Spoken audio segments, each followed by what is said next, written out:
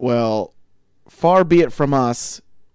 We found out that I guess it was harder to go see Overlord than expected. I saw it, but old Troy to the Max over here could not find the time. But alas, with that comes with a heavy heart that we do, in fact, have an idea for a show this week, as we lost a great one in the great Stan Lee. And with that, we decided it'd be best to pay homage to this great man by covering what he considered the best superhero film made in the modern era, or at least while he was still alive. We're talking about the 2002 Spider-Man. Will this movie live up to the legend that was Stan Lee? Or shall we say is? Will never die. That's right. We're talking about a great man and a possible great film, Spider-Man, on a review.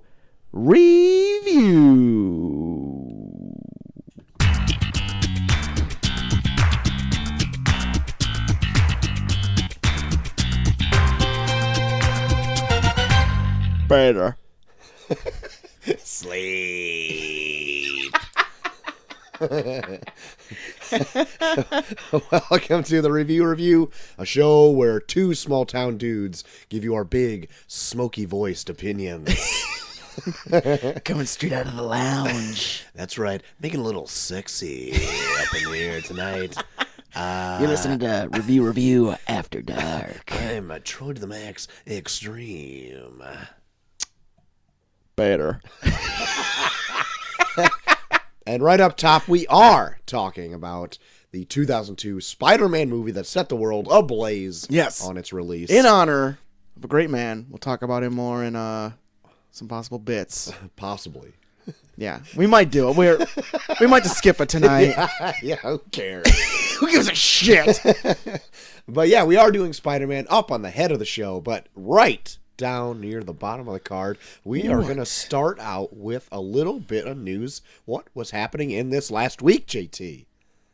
I don't know. You go. Do you have it? Yeah, I have it. Okay. Listen, I'm not trying to flip the show on its head here.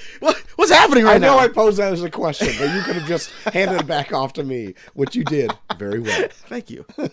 You're very welcome. I got some Netflix news right off the top, JT. Tell me! You have to also excuse my voice, everybody. I did 4.5 hours of recording Imperious Rex today, so just bear with me. This is the aftermath of what happens. Yeah, it's all Ghost Hunter Dave's fault. It really is. He's a piece of shit. No, I'm just kidding. He's fine sometimes. Stranger Things Season 3, JT, has officially wrapped filming. You know what's weird, though? I thought this was coming out this fall, like this last fall. I thought I heard they're taking a year off. I totally missed that. So it's officially wrapped. Yeah. It's coming out summer next year. Yes. Which at this point, why don't you just push it off to like Halloween? I mean, come on. I mean, that's just me just spitballing here. I mean, what the fuck? What are you even doing, you dummies? Pieces of shit. But yeah. So look forward to that sometime in the summer. Yeah. Of next year. You got, what's his name? He's got to be Hellboy. Oh, yeah. Whenever that decides to come out. Yeah. Or show a trailer. Apparently it's all done. Or show a trailer. What is going on? Or even show that it exists in some way. Jesus, it keeps getting pushed out. I keep getting worried that it's never going to come out. It was specifically filmed for just a billionaire. Yeah. He wanted it for himself. He wanted it for himself. What is going on with that movie, JT? It's never coming out. We saw one poster for it, and then nothing. Not a damn thing. It's supposed to literally come out. It was slated for it to come out in weeks. And now it's just like, maybe April. Who knows? Maybe. So anyway, look out for that. David Harbour, check right into the show. What is going on here? Other Netflix news, JT. Mowgli. Yes. What's his face? Gollum. Or... Why am I... Andy Serkis. The monkey guy. His Jungle Book take. Yes. Has been picked up officially by Netflix. Oh, yes. I don't know if we reported on this specifically or not, But I was shocked to see that Netflix officially picked it up. Yeah. And is distributing it this winter, like in December. Oh. With a mild theatrical release. Yeah. Just maybe they think there might be some Oscar buzz. See, I think the opposite. I think they're just humoring Andy Serkis to put it out in theaters because that's what his original plan was. Mm-hmm. But Netflix picked it up because I think the studio that put it on might have thought it was going to be for a loss. Yeah. So they're just cutting their losses and taking whatever Netflix would buy for. I guess. And then taking whatever residuals from the theater, they'll give it back. I'm curious to see it because I guess it's supposed to be more accurate to the book. Right. The original, like, folktale or whatever it is, it's supposed to harken pretty close to that. Yeah. Yeah, I mean, it looks different from the one that came out a few years ago from Disney. Yeah. But I saw they put out a new trailer for it, but I didn't get around to watching it. The trailer I saw, I don't have it down in my trailer section, but the trailer I saw was one I haven't seen yet. It shows more stuff with, like, the Indian, I guess, native tribe stuff going on. I'm not a fan of how the animals look. No? They're more personified than, like, the Jungle Book one. They have, like, more humanish type features, which is kind of, like, uncanny valleying a little bit for me. Yeah. Anyway, it's weird. Think anything that's anything like live action Jungle Book was going to be weird. Yeah. In some way. Yeah, you're right. But this one even more so. So there you have it. All right. That's my thoughts on the matter. So we did mention that it was hard to see Overlord. And reviews are coming out from it, and it's not getting hot reviews either. Yeah. Like the few people, the critics have seen, and they're like, oh, this is pretty great. Like, it's a fun, action-y thing. But, like, otherwise, it's kind of just getting mild reviews. But, like, I can only assume not enough people are seeing it because even at our local theater, it has a handful of showings a day in one screening room. Yeah. And the other theater doesn't have it at all. I know. And they're still showing Venom. Like, what are you doing with your life? Yeah.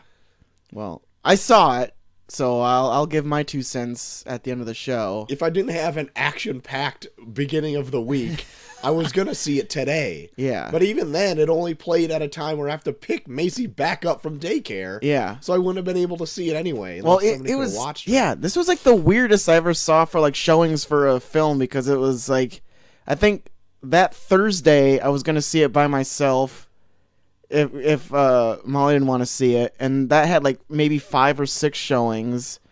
And then that Sunday, it was already down to 3 in one day, where I was like, what the fuck is happening? I couldn't tell you, man. I thought it was supposed to be like a wide release. It made it seem like that, but I guess it's not. I mean, they don't have like the biggest stars in it, but I mean, it's Bad Robot. They're usually pretty good in terms of production agency. Who knows, man? I don't know. Maybe it sucked. We'll find out later. Yeah, we sure will, won't we? JT, I got some odd news. You know, the popular film category from the Oscars that was nixed. Yeah. Apparently they still may be doing that. Only for the ratings grab alone.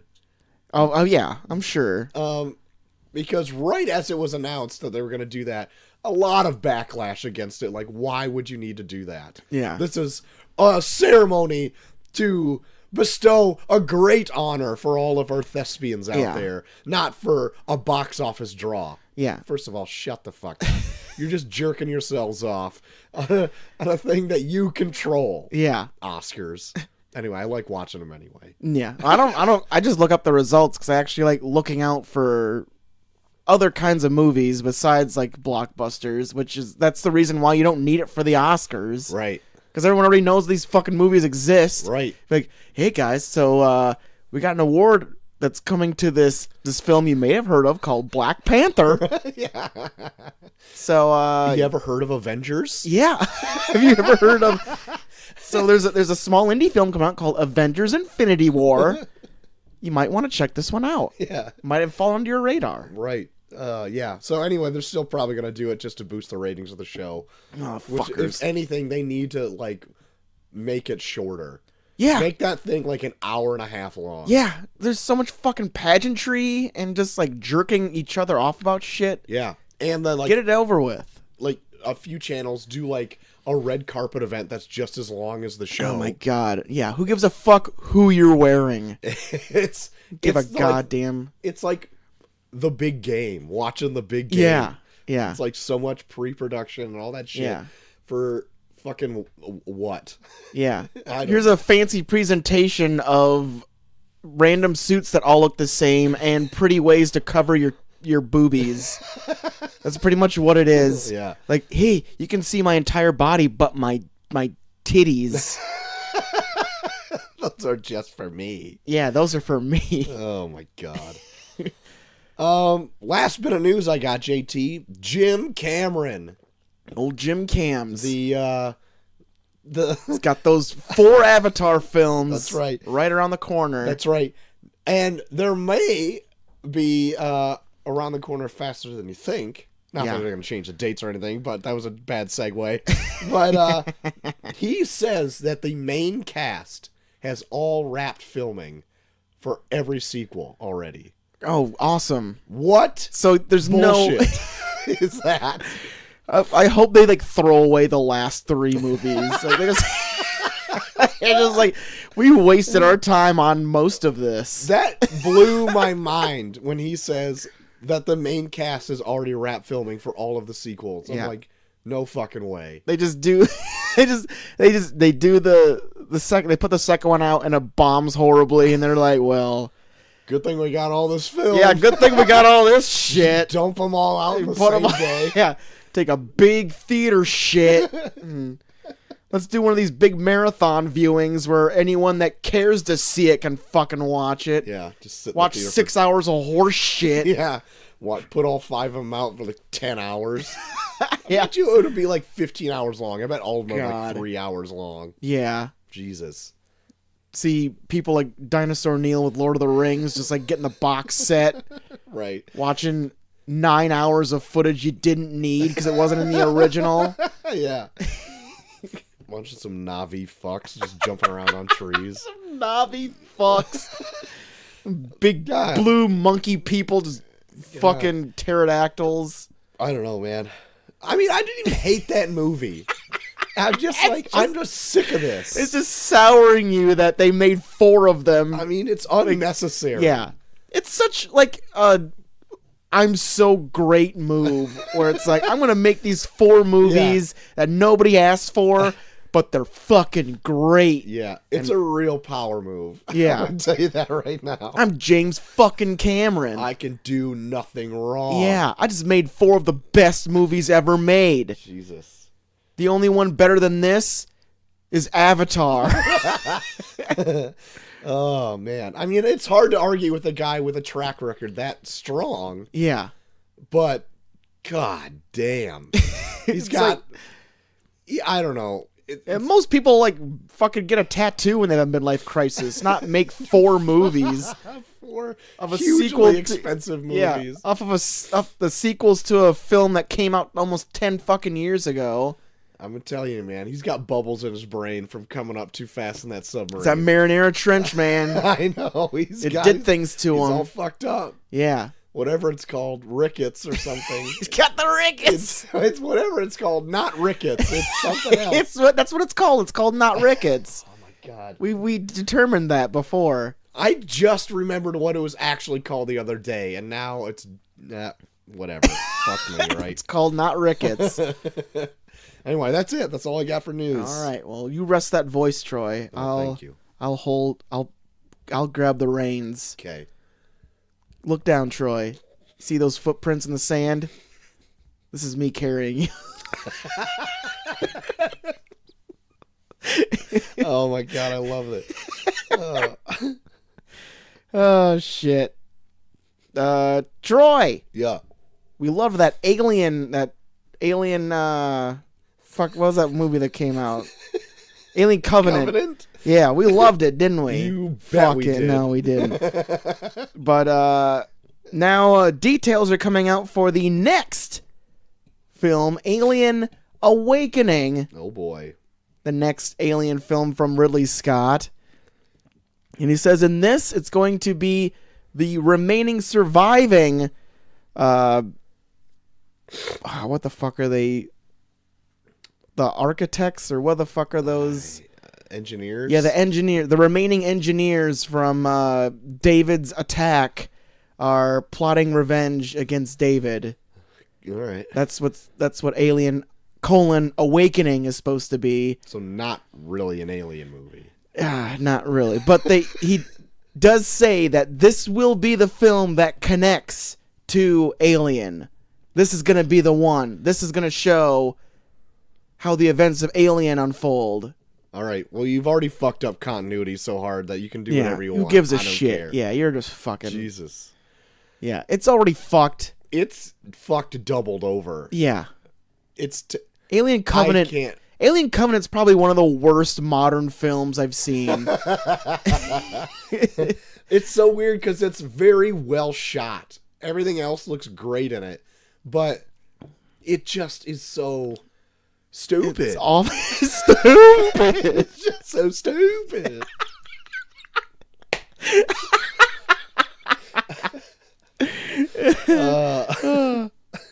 I kind of like losing his voice, Troy.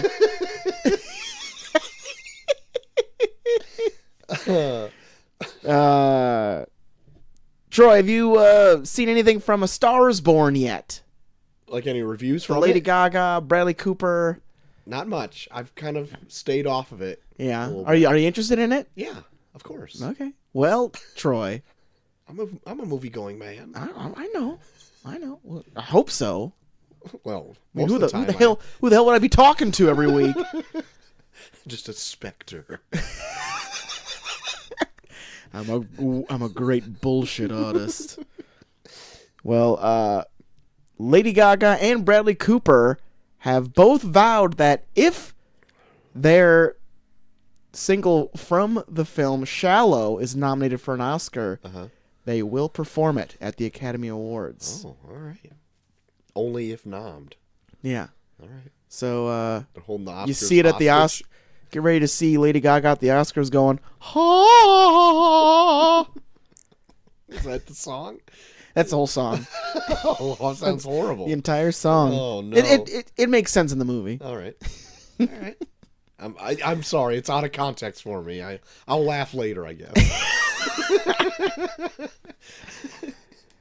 Troy, Game of Thrones. I know you're a huge fan of it. GOT, man. Because you fucking make me feel like shit for watching it all the time. Yeah. Well, I love it. Thanagarians or whatever. Thanagarians? No, that's not it. I took a leap and I missed.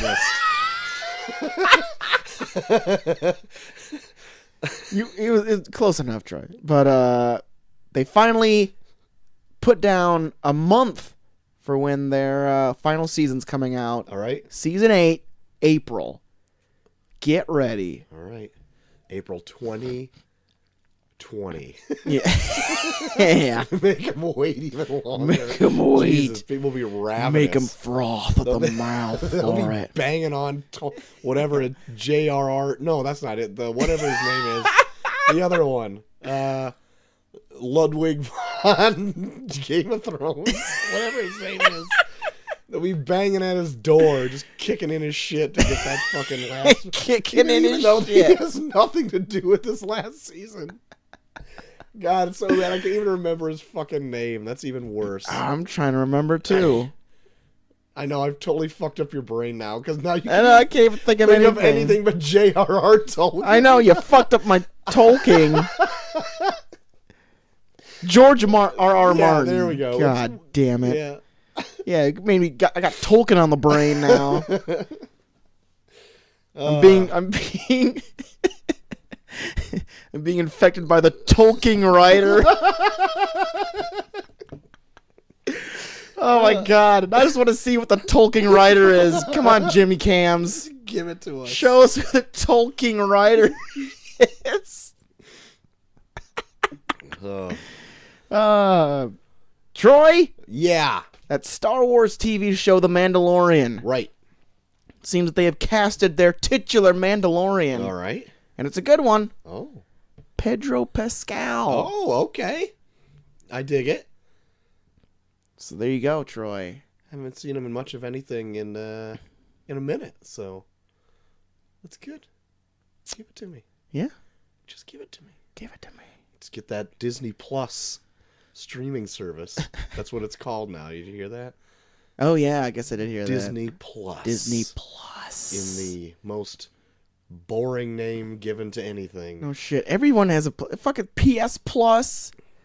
Hulu Plus. Hulu Plus. Oh my Jesus Christ! Just shut the fuck up.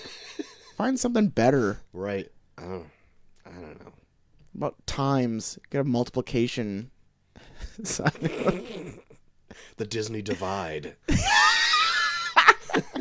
Come on, Troy. Our country's divided enough. We don't need our Disney dividing us. Sorry. Come on, Troy. That's all my news, Troy. Oh, all right. Well, before we get into, maybe a little bit of a downer news, we do have a bit of mail. That's right. Load up the scream, baby. What? That's right. Is this time for a mail scream?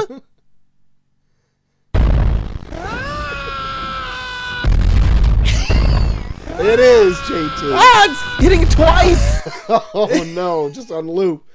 As requested from our last episode, we called out the one and only Big Eric. Yes! Big Eric Olson. And he writes, what? Gentlemen. Oh my gosh, he's so formal. As requested, I'm emailing into the show. Keep making the fun content. Love the show, even if Troy watches the wrong movie. And with that, you may now play the male scream. Yes. Which we did. I'll do it again. Because Eric requested it. Male scream. ×2.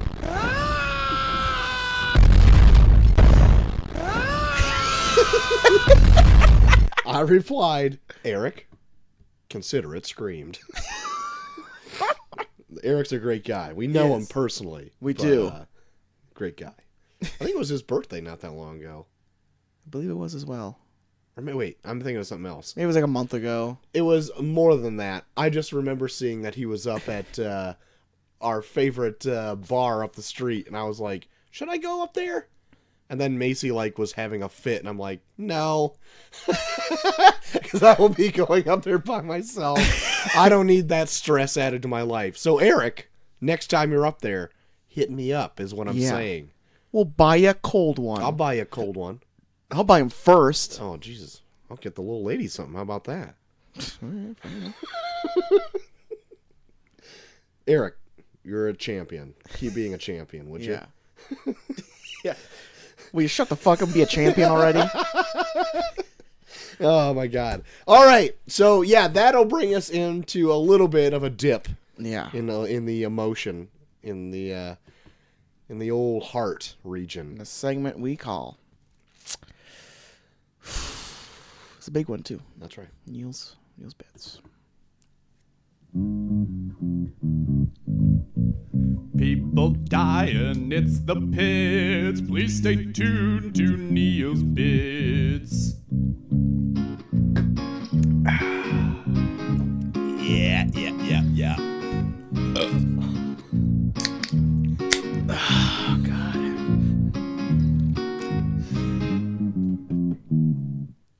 Okay. I just realized, his song is to pop in for a person that's just recently deceased, and we disgrace the song so bad that I'm like, is that offensive to the person who died, or just to Neil? It's just to Neil. Yeah, it's just to Neil. If you haven't pinpointed out the death this week yet. Actually, I got 2 deaths, Troy. Oh my God, Joel, you're gonna kill me here. I know. You already can hear them on my last leg. We have the big. Yeah, I know. You're hanging on by a thread. But Troy, I've got. Before we get into the big death, I do have one that is smaller, but not small enough that we have to ignore it. All right. I even think you even brought this up, Troy, on our Twitter. All right. Oh, yeah. Yes, I did. Douglas Rain. Yeah. Died at the age of 90. Yes. I don't know who he was. He is a prominent part of a film we reviewed on here from 2001: A Space Odyssey. He was the voice of HAL 9000. Yep. It's quite a loss. People will be now scared that not only artificial intelligence can get them, but maybe from beyond the grave. Ooh, Douglas Rain, look out. With his haunting, robotic-like voice. I don't know what you're talking about, Troy. What an influential role that he had that it carried on to, like, everything AI robotics after that movie was made through his performance, which you don't even see him. It's just a haunting, like, vacant voice. Oh my god. Yeah. Really well done. So Douglas Rain, may you artificially intelligence the heavens above. That's right. And Stan Lee died. All right, let's move on. Oh my god. I'm kidding. My. I'm kidding. Anyway. I would like to think that Stan Lee would get a kick out of that. Who knows? Anyway, I think on the same day. It's pretty close. I think it was on Monday. Was it the same day that? No, I don't think it was the same day. I think he died like earlier. The day after? The day before. Douglas Rain, I think, died the day before. Okay, yeah, that's what I meant. Stan Lee did pass away at 95 years old. That is nothing to scoff at. No, born in 1922. Yeah. Like the Great Depression. Yeah. He's a depression baby. He rose to the ranks of being just a go-fetch-em boy, like at this like publishing house. Is that the actual title? It was like a go gopher. fetch 'em boy? It was like a gopher. Like, oh yeah. Hey, go get this. Go get coffee. Go do whatever. Yeah. To get like whatever he can, and then rose to the point where he was president and CEO of Marvel Comics at one point in the 90s. Humble beginnings to big, influential. He was like Marvel's spokesperson, even though he didn't work for them for the last 20 years. Yeah, it's insane. Hey. But yeah, he has had a ton of memoriams out since he's died. Like I saw something at work, like they were doing it on like Good Morning America. Jesus. And like people have blessed his star on the Walk of Fame with like roses and a ton of stuff, just leaving him there. So it's really great. Like a lot, like it's sad to say, like I wish he could have seen the outcry that happened when he did pass away, because he it completely appreciated it more. Like he touched so many more people than I think he even realized. Oh yeah. Well, I think I don't know. A part of me wants to think that he had like an idea of it, because I've even heard so many people where it's like they just kind of knew it was coming. Where it's like, oh shit, did Stan Lee die? Just, right. Like, people just like dreading it. Between like you, me, and like Dave and Neil, like any like big news, it's like, oh my god, it's Stan Lee. Because he has had a few rough years with his health. Yeah. And then last year, I think his wife passed away. Yeah. It's usually kind of a thing where it's like, once your wife goes, you're not too far behind. Right. But granted, he's 95 years old. So it's not there's nothing. Huge surprise. Yeah, he's We're not. all just kind of, I mean, not waiting for it, but it was a matter of time. Mm-hmm. And it just so happened, like, that now it was the time. So, like, a big, huge legacy. More than probably one of the biggest deaths we've ever covered on the show. Yeah. Of something he's left behind. But, like, what a great guy he was. Up until, like, his death, he was still, like, an energetic old man ready to entertain at a moment's notice. Yeah. Like, he was just as big of a character as the ones he created. Oh, yeah, for sure. Yeah, I was listening to, like, just people talking about him on podcasts and stuff, and it's like, it's like, part of the reason for Marvel's success is that he was just he was so much out there. Yeah. Like, he almost kind of felt like the narrator for, like, the Marvel superheroes themselves. Right. Sometimes even being the narrator in, like, cartoons and stuff. Yeah. He would be the overseeing narrator of all this stuff. So, it's quite a legacy. Yeah, and the fact that, like, he was, like, kind of a big part of, like, why most Marvel characters were kind of, like, they weren't, like, they almost had, like, flaws to themselves. Right. Like, he was the big proponent for, like, making it so that superheroes weren't, like... These godly, unattainable things. Yeah. For people like us. Yeah. Yeah. And that was his huge mantra throughout any character he created, that like, yeah, sure they can do these amazing things, but deep down they're just people with the same kind of issues that everybody else has. And it totally rang true with a ton of people when he created all these characters, even up through now. Yeah. Like, granted, like, the DC characters like Batman, Superman, Wonder Woman, like, they're like these god figures or whatever. But, like, even after, like, the success of these Marvel characters, you got to see, like, more character moments with, like, DC characters. Yeah. Like, trying to humanize them a little bit, not being, like, Superman who could sneeze and destroy a solar system or whatever it is. God, even their human character had to be a fucking billionaire. It's like, you just can't make him a guy. Yeah. But even, like, so, like, a millionaire industrialist like Tony Stark or whatever. Yeah. He was made to be, like, this cocky dude. Yeah. And then something bad happens, and he gets, like, a life-altering moment where he's got, like, shrapnel in his heart. Yeah. And needs to use his own cunning to, like, get himself out of a situation. Yep. So it's, like, real just smart stuff like that. So, yeah. Stanley, you will be missed, especially by me. Yes. Somewhat by Joel. I mean, hey, he's a cool guy. He's a cool guy. Hey, cool enough that we're going to be dedicating the show to him. So, a tip of the hat. A tip of the hat. Tip of the old newsboy cap. Yes. To old Stanley. There you go. So, yeah, that'll bring us into some trailers, JT. You know these are done. They're done? Done, baby. You know they're done, baby. I have 2 trailers. One of them is just a teaser, but... Yeah, I've got 3 with one of them being a teaser. All right. You want to talk about the teaser? Sure. Is it Toy Story 4? It is Toy Story 4. Now, it doesn't show much of anything at all. Like, the teaser I thought was pretty weird, but it shows, like, all, like, the main cast of the last, like, all the Toy Story movies. You got to see, like, Buzz, Woody, the girl doll, Jessie, Slinky Dog, Dinosaur, Mr. Potato Head. Yeah. All of them just kind of, like, ring around the rosy-ing. Yep. And then there's, like, a weird... like a sports doll. Yeah. I don't know. It's like, I'm not a toy.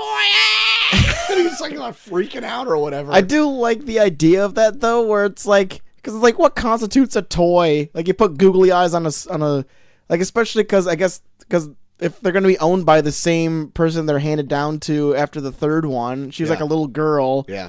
I remember being a kid, just like I remember like making action figures out of Play-Doh, and I would just like play with them because it's like, oh, I could rip his head off. Right. Well, shoot, like I would make like paper dolls out of the toys that like I couldn't afford to get or whatever, and just like draw them and cut them out and use those as like toys or whatever. But no, I love the idea of like a spork with googly eyes and like pipe cleaners for arms having this identity crisis where it's like, am I a toy? What is life? And just hearing all this hype about Toy Story 4 and like how Tom Hanks got like so emotional during the end of it. I'm like, what the fuck is this movie about? What's gonna happen?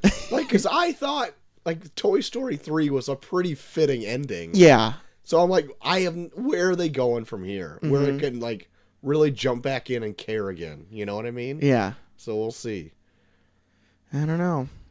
I don't know either, man. I just don't know anymore. Better be fucking good. It better, yeah. All this fucking. It's on you, Tom Hanks, if the shit sucks. Yeah.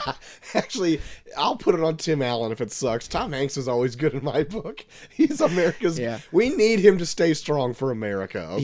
Yeah. For Christ's sake, JT. Don't put that on Mr. Hanks. Yeah.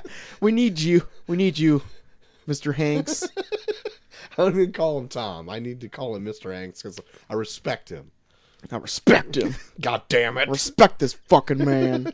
He's supposed to be Mr. Rogers next year. That's right. I respect that. I fucking respect that. What's the other one you have, Troy? Detective Pikachu. Okay. Well, I can talk about mine on mine then.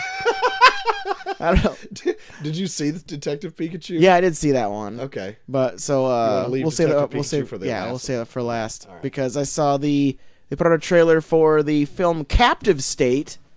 I don't know if you heard about this one, Troy. I have not. But it's supposed to be a film where it has John Goodman in it. Okay. And it's supposed to be about the Earth after it's been invaded or successfully invaded by aliens. And you kind of see both ends of it, where it's like the humans that work with the aliens and the ones revolting against them. Okay. And from what I heard, they're supposed to take a take on it, where it's like you see from both sides why either side would do what they're doing. Okay. And I think that's kind of an interesting concept. All right. Yeah.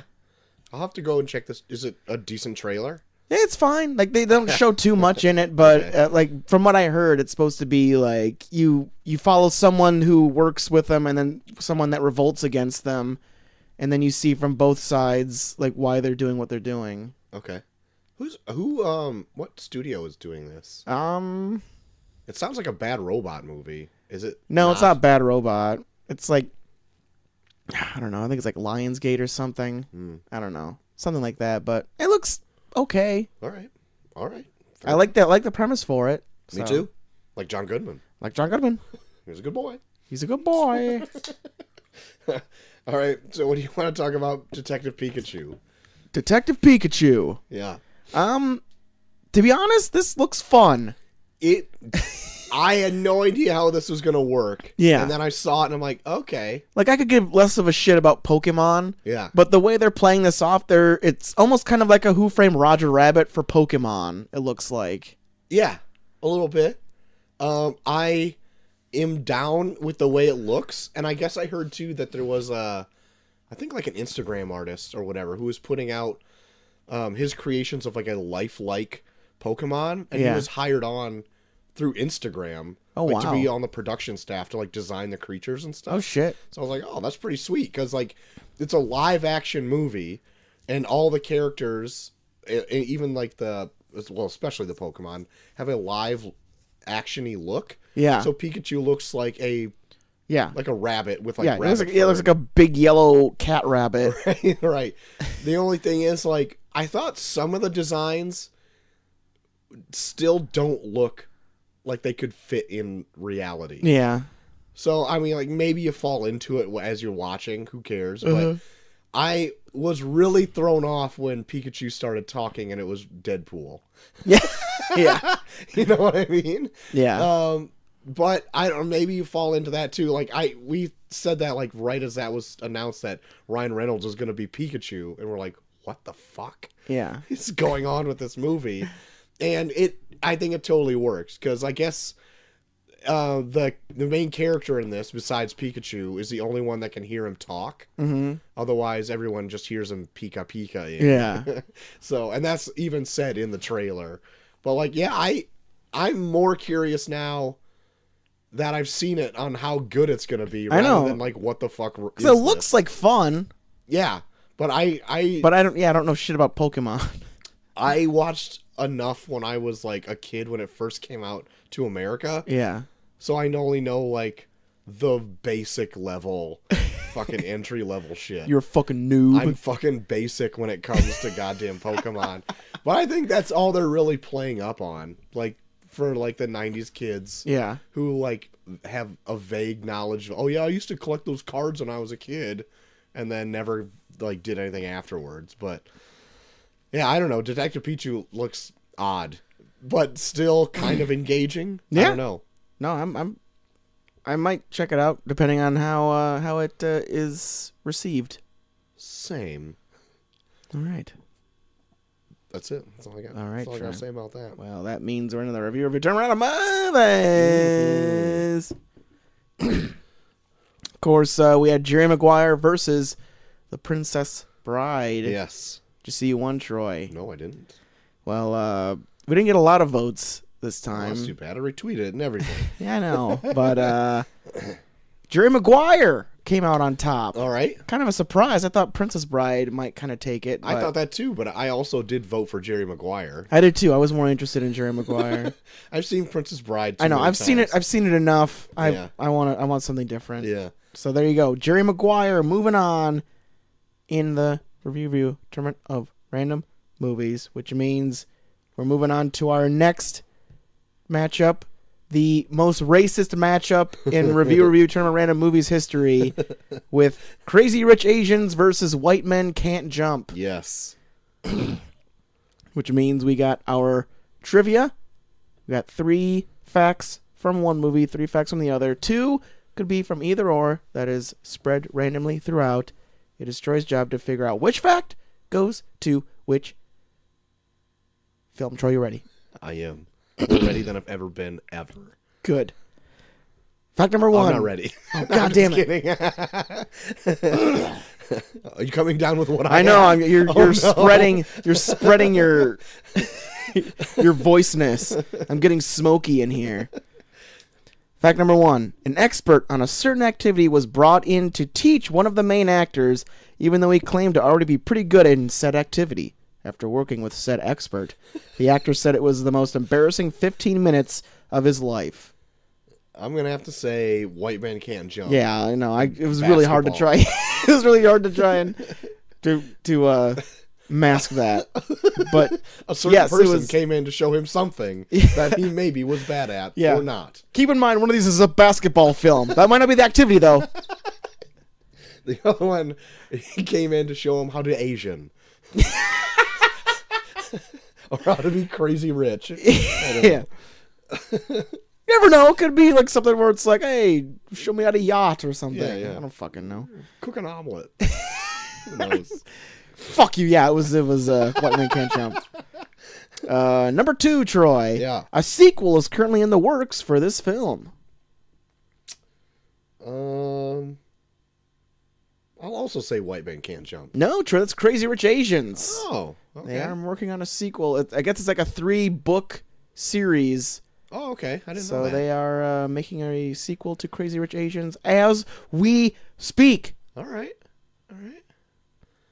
Number 3, Troy. One of the lead characters in this film had no acting experience before this movie and hosted a travel show.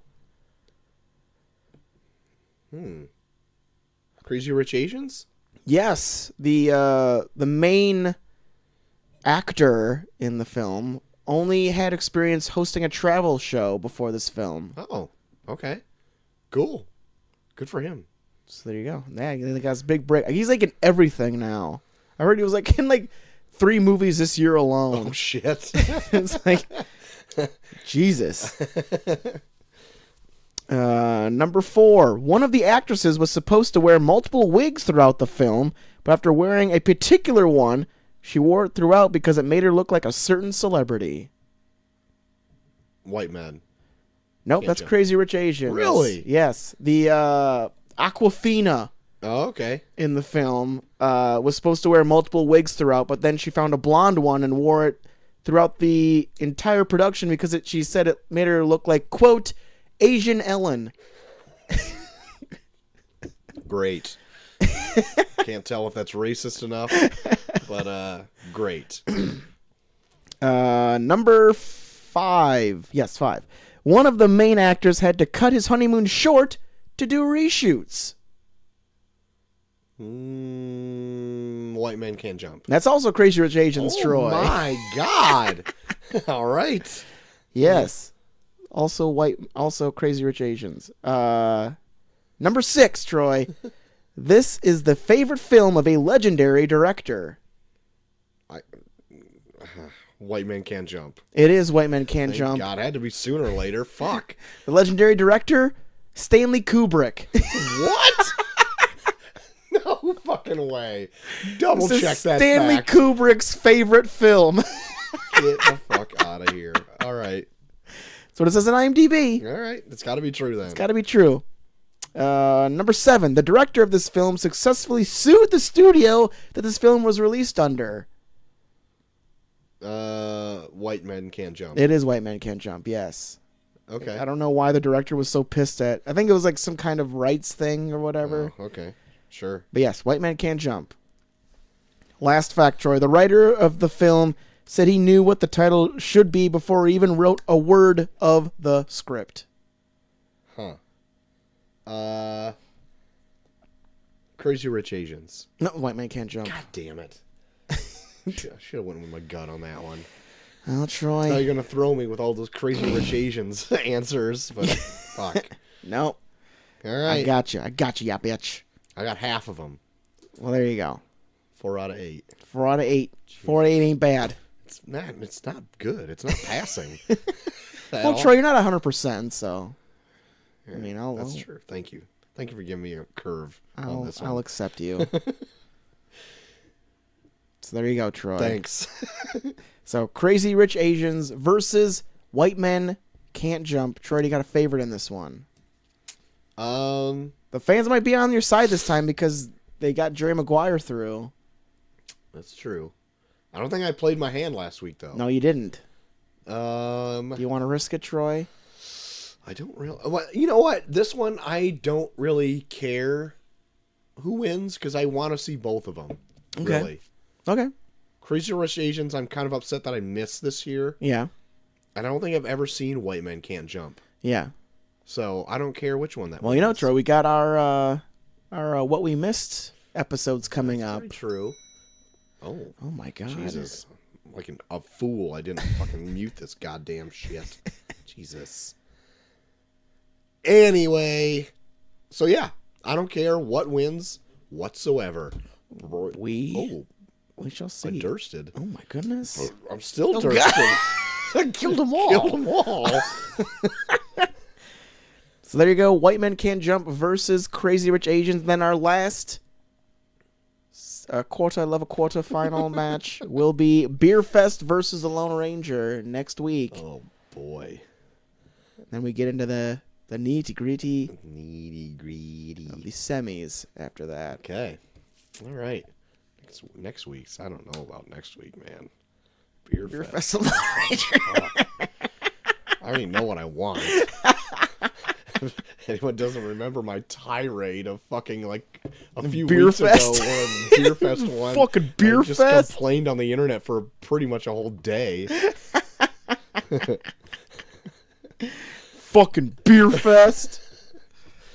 Curse you all for fucking picking Beer Fest, you stupid asses. See, now here you go, Troy. Now Beer Fest is probably gonna fucking win. Play my hand. Piece of shit. Bitch. All right. Well, then after that hot incident, I'm going to be going right in to the main event, right at the top of the card.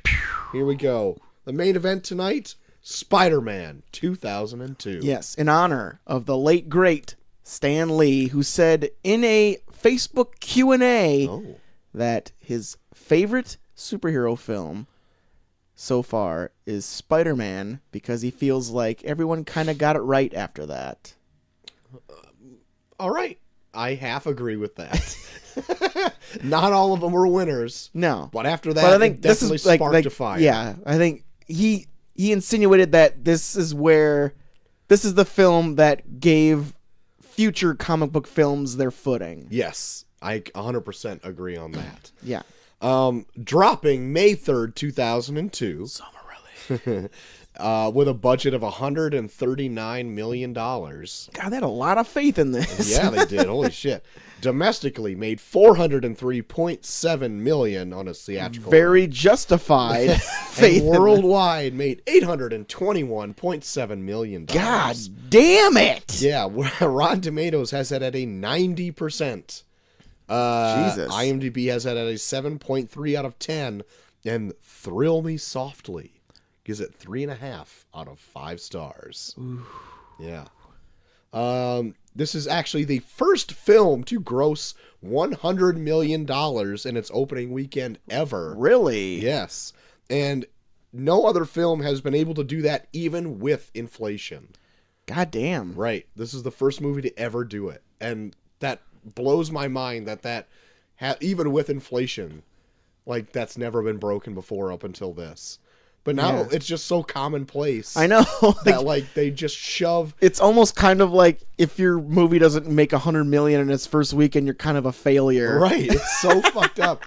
Well, now they like blitzkrieg like all these blockbusters into like 5,000 theaters. Yeah. So it's like And they'll release them Wednesday night. Oh, yeah. Instead of like Friday night at midnight. They'll have them at Wednesday at 7. Yeah. And so they have all these extra days toppled onto it. So it's like shooting fish in a barrel to make 100 million.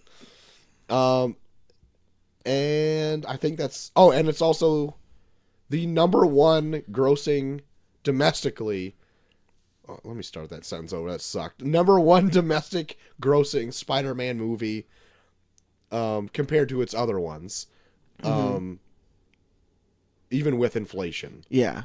So domestically, this movie made more than every other Spider-Man movie ever made after. I think you brought it up when we talked about Spider-Man 3. Yeah. I think. And it even beat Spider-Man Homecoming domestically, which I found odd because I thought that would have been like a big deal. But Spider-Man Homecoming actually comes in 4th. Oh, shit. Like, it pretty much is them in order of release of what their domestic gross was, except for Spider-Man Homecoming comes in after Spider-Man 3. But I mean, I think for like the casual viewer, I bet they just all they see is Spider-Man. It's like, well, we've had plenty of Spider-Man movies. Yeah, I've seen a Spider-Man. Yeah.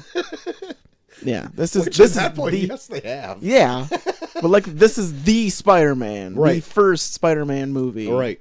This is the tip of the iceberg of what a Spider-Man movie could really be. Yeah. So give JT, me that sauce. What went into this sauce to make it just an excellent entree? Well, we meet up with a young Peter Parker, who is just the kind of the nerdy kid in school. Yep.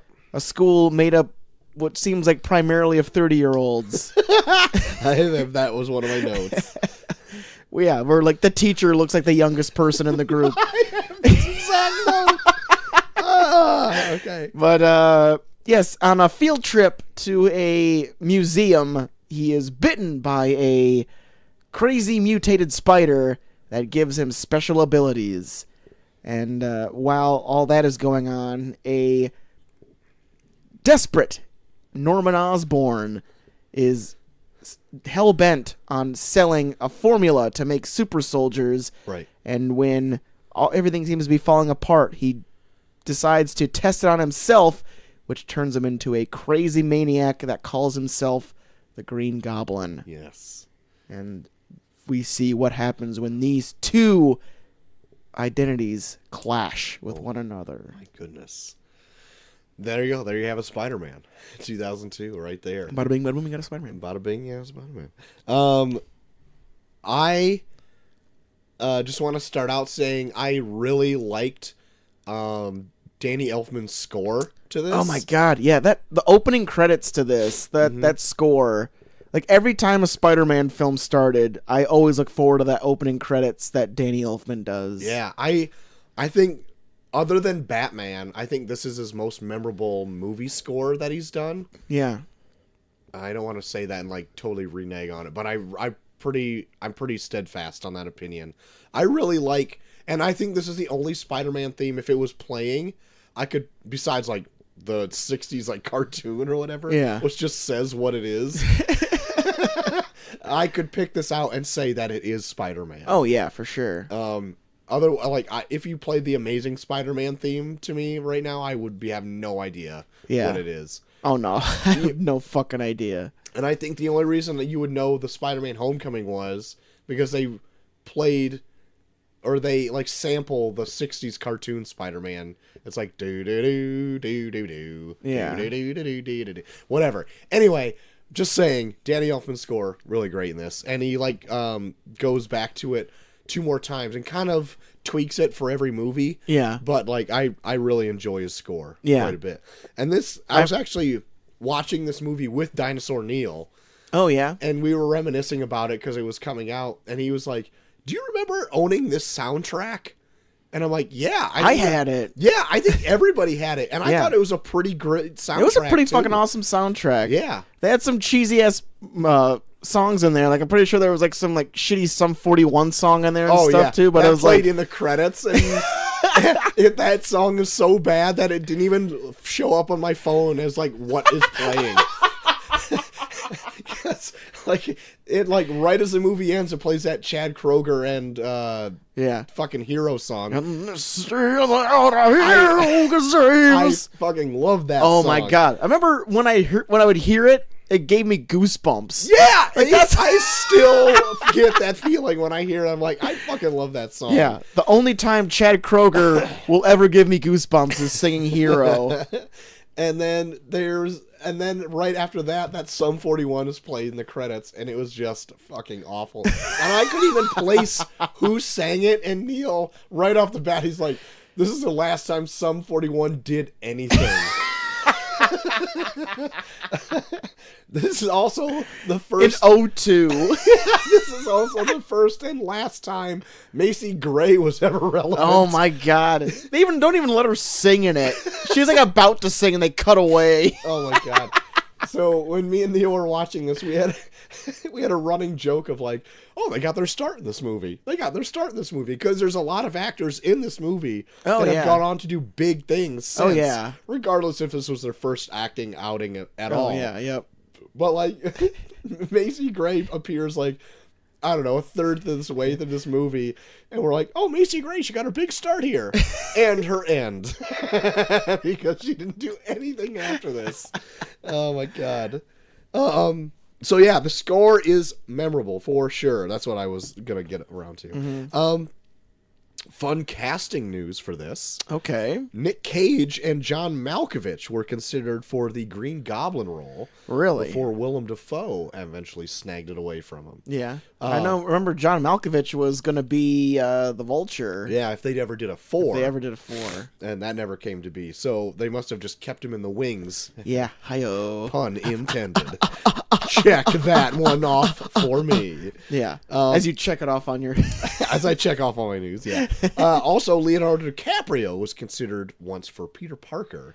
But Man, that'd have been really old. Yeah. How old was he in 2002? Old enough. When did Titanic come out? Like Titanic 96? Came out like in 96. Oh, shit. Yeah, you're right. Would have been a tad older. But I think that was also when Jim Cameron was also attached to direct. And like had his own weird thing going on with it. But then after that was like dropped, and then Sam Raimi took over because he convinced the studio because he had like a ton of comics at home or something like that. That was the only reason they really Look at these books I got. You're hired. Oh, you must really know the guy, huh? Like, well, I bought all these books. Then, oh yeah, you're on. You're on, Sam.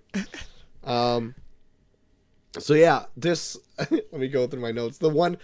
I kind of had them all chronologically here, but yeah, I wanted to say that this movie moves really fast. It does. Like I know Peter and Norman Osborn have their powers in like the first 10-15 minutes. I know. Yeah, Peter Parker is on the field trip where he gets his powers in like 5 minutes. Yeah, and Norman Osborn shortly thereafter. Yeah, because it's not much after. It's like I think like when Peter feels sick and he goes to bed, Norman gets his powers. Yeah, that's true. And like not only that, but like they also at the field trip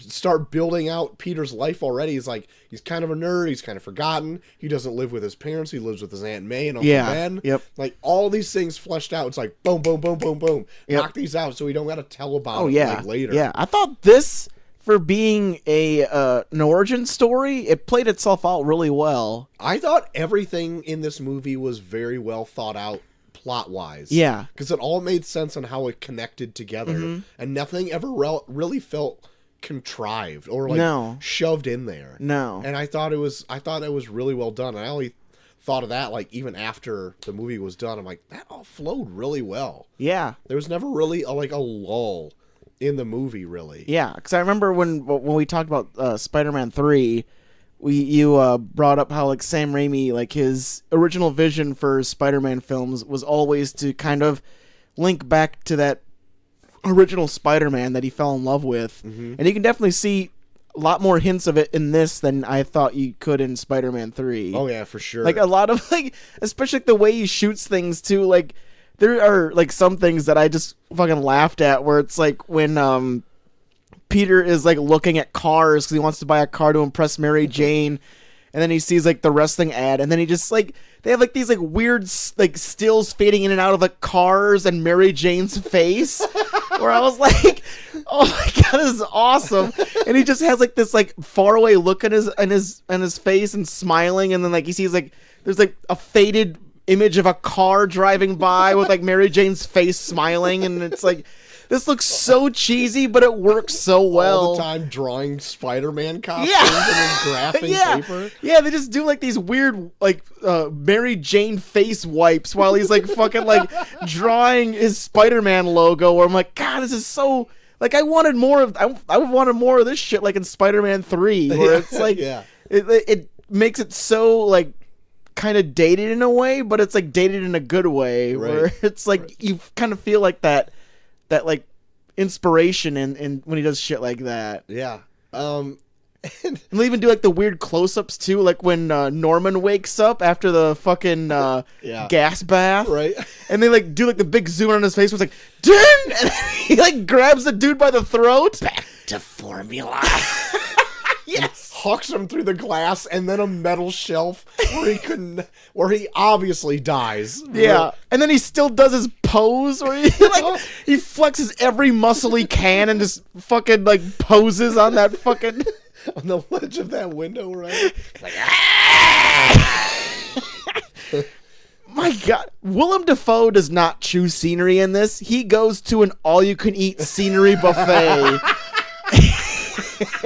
In this movie. Yeah, but I never feel like it's not warranted. My God, he is so I want to beat the shit out of the person that said put a mask on that man. No shit. Because he even found ways while wearing the mask to still emote, where you're like, I can see your face through the mask you're emoting so hard. Right. If there was one downfall of this movie, it is that Green Goblin costume. Yeah. Because they do set up that flight suit that goes along with that glider is green or whatever, so you're like, I guess you can wear that, blah blah blah. But where does he get that helmet? I know. They even have like a scene when he's like sitting in his mansion or whatever, and he hears like a voice, and he's looking at like these Incan masks, where I'm like, why don't you have him like wear one of those or something? Yeah, I never thought of that until I watched it this time. I'm like, why doesn't he have like a tribal mask or something? Yeah, if you're going to cover his face. He has like a room full of these weird tribal masks, and it's like you can just easily make up one that like looks like a goblin, and he wears that. Yeah. But he has this weird fucking Power Ranger bad guy helmet that he found somewhere. I have no idea. He had to like manufacture it somewhere, right? Yeah. Oh my God. And then they do shit where it's like he has like the visors that go over the eyes, but then when he like puts the visors up from that, like you can see him emoting, where it's like at least not have the visors over his eyes. Right. Like when he's just talking to, like he'll do shit where like when he's just talking to Spider-Man, like he pulls the visors up from his eyes, where it's like, but he still can't figure out who he is. Where it's like, what? So then why do you even have that? Like it's like, oh, you're really hiding your identity by covering your eyes. Right. Have you ever seen? I think the original Goblin makeup that they scrapped is like online somewhere, and it looks great. Yeah, like it's like prosthetics on his face rather than like a full on mask. Yeah, and I think it looks awesome. Yeah, like all they needed to do was like airbrush his face green. Yeah, and because he's got a goblin-y face, and it's so good. Even like just like instances where he's like suspecting somebody, or he sees something and he gets like that fucking like goblin-esque look on his face, where you're like, I want that all the time, right? Yeah, the whole time, right? But yeah, he does chew the shit out of the scenery. But God damn it, it's so great every time. It's so perfect. Yeah, every time. If I could also applaud anybody else, I would also applaud Tobey Maguire for being just pathetic in this. Like, he's supposed to be. Yeah. But, like, there's some stuff in this where I'm like, God, you come off like such a dork. But you're supposed to. Yeah. I liked him more in this than I did in 3, for sure. Yeah. Like, I think, like, the origin really helps him out a lot, where it's like you see where he starts and then what he turns into as it goes on. Yeah. Like, I think he plays up a lot of the origin stuff pretty well. Like, how he kind of reacts to all of it, and, like, how he kind of falls into stuff. Mm-hmm. Like, all the origin stuff in this I kind of liked a lot. Like, they find ways to kind of, like, show you his powers through his eyes sometimes. Like the fight with Joe Manganiello. Yeah. Flash Thompson. Maybe Deathstroke. Yeah. Well, this fight with Flash Thompson when it's like things are like going slow around him, where like he throws the punch and he's like looks at him and then looks at the fist and looks back at him, where it's like, oh, so it's like his like spider sense makes it so that he's like aware of everything. Yeah. A lot more than anyone else. He can process stuff a lot faster. Mm-hmm. Yeah. If we can backtrack a little bit, I do want to talk about that teacher that's giving him that tour. Oh my god, yeah. He is the shortest person in that whole class. Even like the extras look like they're 30. Where it's like, what is this high school class? I know, like my note, this is exactly what my note is here. The teacher in the beginning is as old or younger than the 30-year-old students he escorts around. And then I was also telling Neil, like, why do they take any shit from this teacher? Because even Peter Parker could whoop this guy's ass. Yeah. And like the way that he scolds them, every time he scolded kids, I was loving it. Where he's like, "What are you doing?" The next time somebody talks, you will fail this course. I kid you not. This is unacceptable. Yeah, you will fail this course. I kid you not.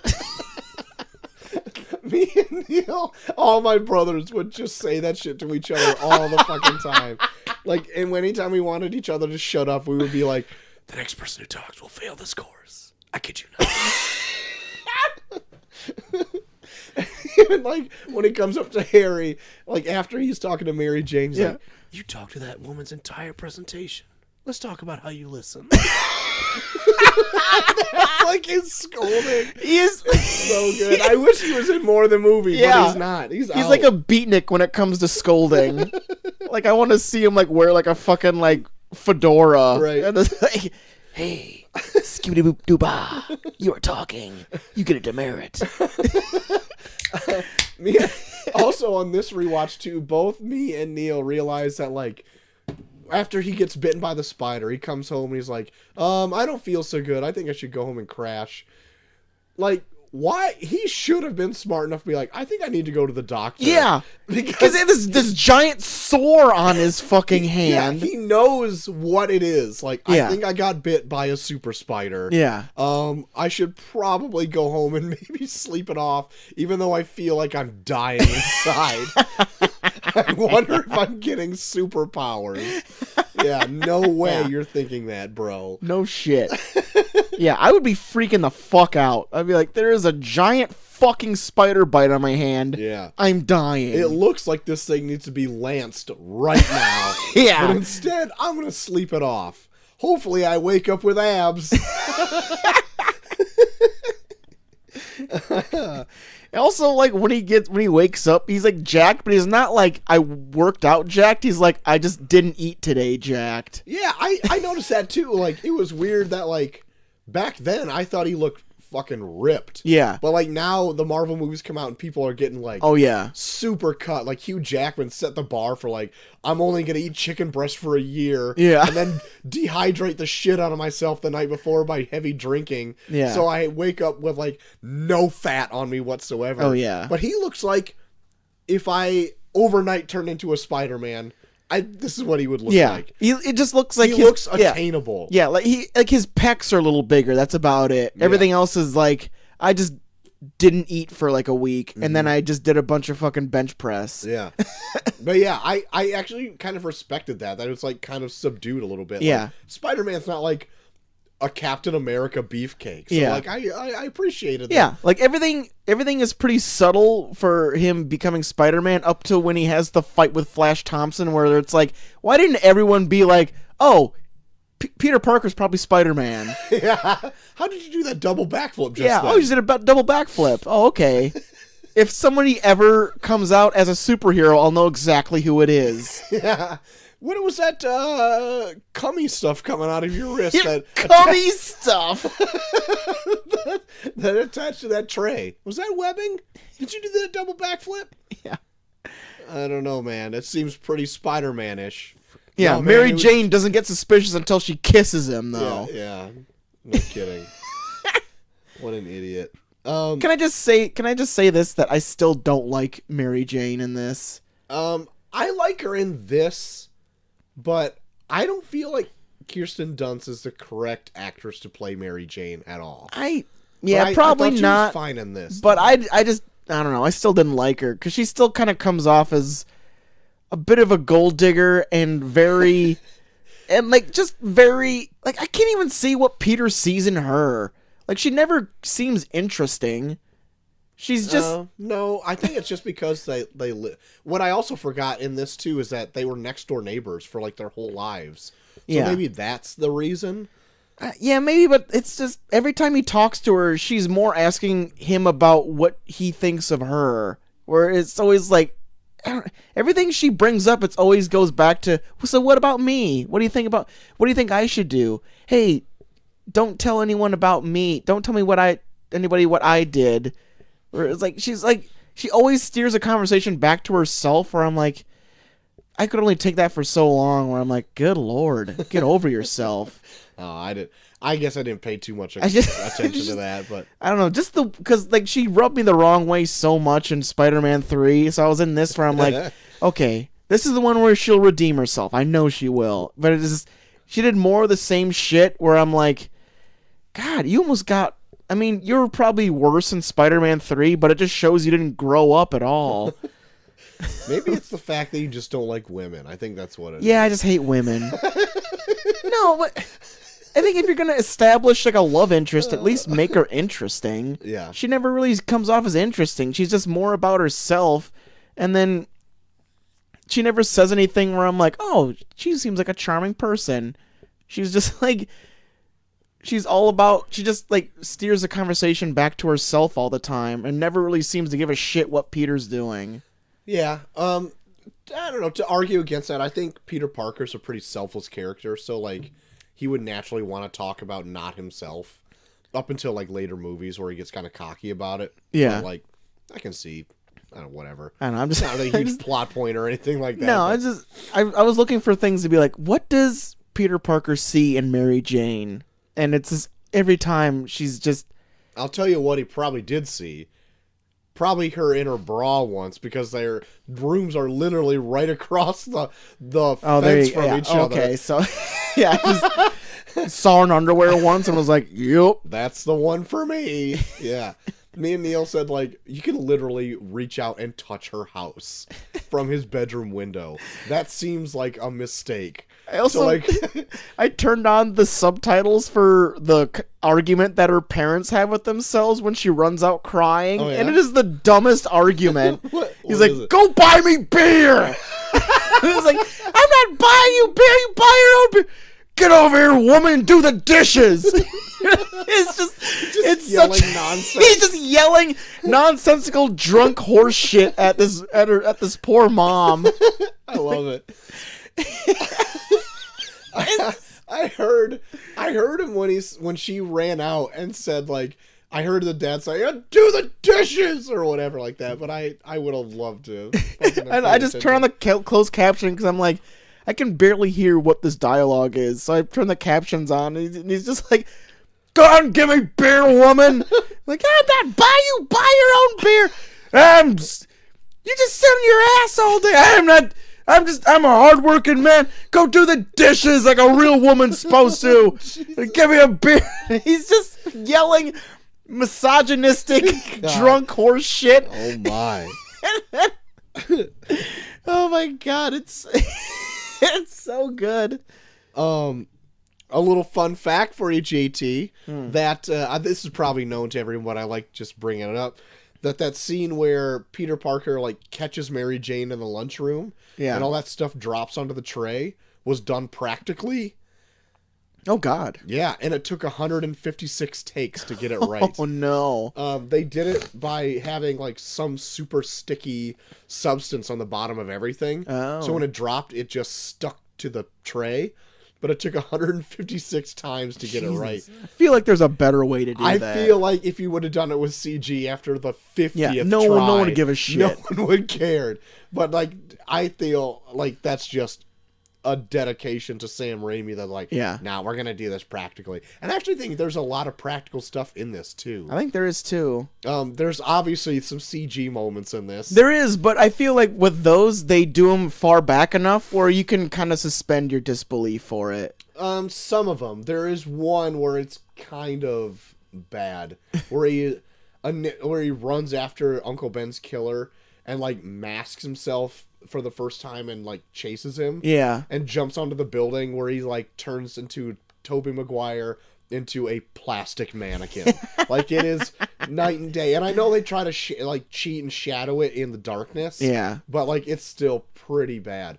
And also like some of the weird CG where Peter Parker is just out as Peter Parker running across rooftops. Yeah. There's a few, those are terribly green screened, but they make me laugh. Like the one where you can just tell like Tobey Maguire's just swinging his arms up to his face so it looks like he's running, and it's just a green screen like moving behind him. I know there's like, all those scenes when he already jumps to just get right into his face and is going woo, and they like zoom back out and like the big CG version of him is running. Yeah. Stuff like that makes me laugh. Yeah. Another thing that I wanted to specifically ask you about. Yeah. Is the whole $3,000 for a wrestling appearance in the paper. Would you like to elaborate on that doesn't have what sort of fallacy that is? That would never work. I mean, the way the promoter treated him afterwards is how it works. But yeah, there's nothing. There is no way. First of all, wrestling doesn't work like that. We don't bring in people off the street to fight Macho Man Randy Savage. Oh, I'm sorry. I think it's Bonesaw McGraw. Oh, my bad. Yeah. No one comes in to fight Bonesaw McGraw for $3,000 if they last for 3 minutes. Yeah. But no, promoters will fuck you out of money very easily. I was hoping you would be watching this and be like, what the fuck is this? Oh no, I knew this scene was coming up, and I was like, okay, yeah, this Sam Raimi doesn't know what happens and doesn't know anything about wrestling. Right. And obviously because like Peter Parker's actual wrestling match with Bonesaw is literally just him kicking him in the face. It is! The whole thing, he kicks him in the face repeatedly and then like gives him like and then like fucking just like kicks him into the cage. Right. And then he like jackknifes on the ground and then somehow he wins. Yeah.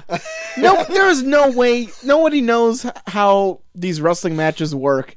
Like Bonesaw pins one guy and he throws another guy through a table. Right. And then Spider-Man kicks him into a cage. Yeah. And he just like freaking flops on the ground. What are the rules to these these got matches? the winner here. You knocked him down. Yeah. What are the rules? Promoter's like, yeah, $3,000 for 3 minutes, and you pinned him in 2. They gave him $100. He's like, you didn't even pin him. First of all, you just made him fall down. Yeah. Yeah. And then wouldn't that be $2,000 if he made him last for 2 minutes? He broke the rules, man. The contract stated 3 minutes, so he can do whatever he wants at that point. I don't know, man. Yeah. Ben Parker in this. I liked him a lot. Me too. Like the small talk he had with Aunt May. Right. In this, I was like, I like this guy. Right. He's just like, everything he says is just like, just talks about how out of touch he is. Out of touch he is. Like, I don't know, May. All these kids these days. Oh, Jesus, even computer needs analysts these days. Yeah. What is this, computer analysts, computer hackers? Man, May, I don't know. I'm too old to know how to do computers. I tell you what. Let go after 35 years, May. I'm on my ass. He's so good. Like he just Cliff seems Robertson kills it in this. Yeah, he's just just a quintessential old man, which I love a lot. And the scene where he takes Peter to go to the library or drop him off at the library where he's supposed to be going or whatever. I really like that talk in there too, where he's just like trying to give him like not the birds and the bees speech, but like, hey, your body's changing. You don't know like really what's going on. Like his build up to like the with great power comes great responsibility line. Like he makes it make sense at the end. It comes out naturally. It doesn't feel like it's like, wait for it, guys, wait for it. with great power comes great responsibility, and now you're jizzing because it's from the fucking books. Yeah, I felt it was so naturally just, I'm like, man, that is a well done, Cliff. Yeah.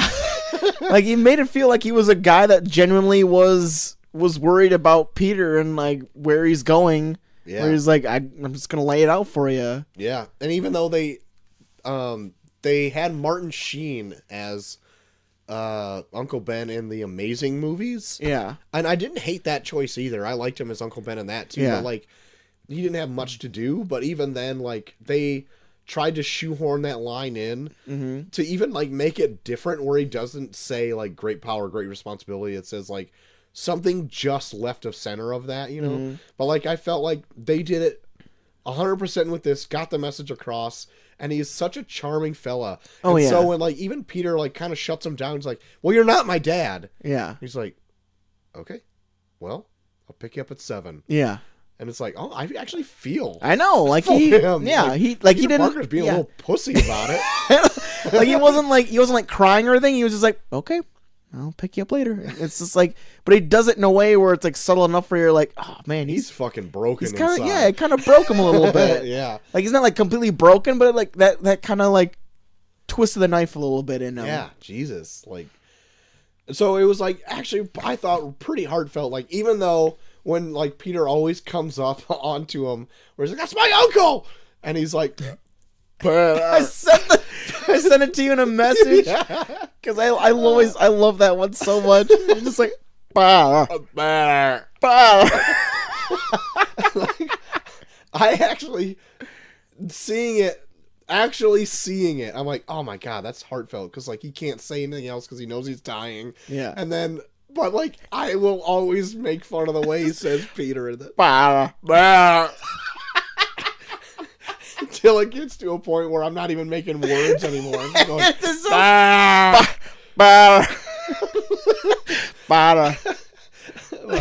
yeah, Uncle Ben in this is immaculate. Yeah, like, no, I loved him in this. I almost wanted him more, but it's like you can't ask for him for too much because he has to die to make him Spider-Man. Right, and he does, I think, come back in a few instances in later movies to, like, reprise the role. Yeah, he comes back in 3. Yeah, he does, because the Sandman killed him, so he had to come back and, like, reprise that whole thing. So me and Neil were actually making a joke when when the guy who steals the cash runs out of the fucking promoter's office, and he's like, look out, man, Sandman's gonna kill your uncle. We're like, yeah, so groan inducing. Sick. What did you think of Aunt May in this? I mean, she was fine. I mean, I've seen her in the other ones or whatever. I mean, she was. I don't know. It was just, I loved Uncle Ben so much in this that, like, Aunt May almost kind of got overshadowed by him. Yeah. But I mean, she's fine. I think she plays more prominent roles in the other two. Yeah. Than she does in this. The second one, I feel. Yeah. But yeah.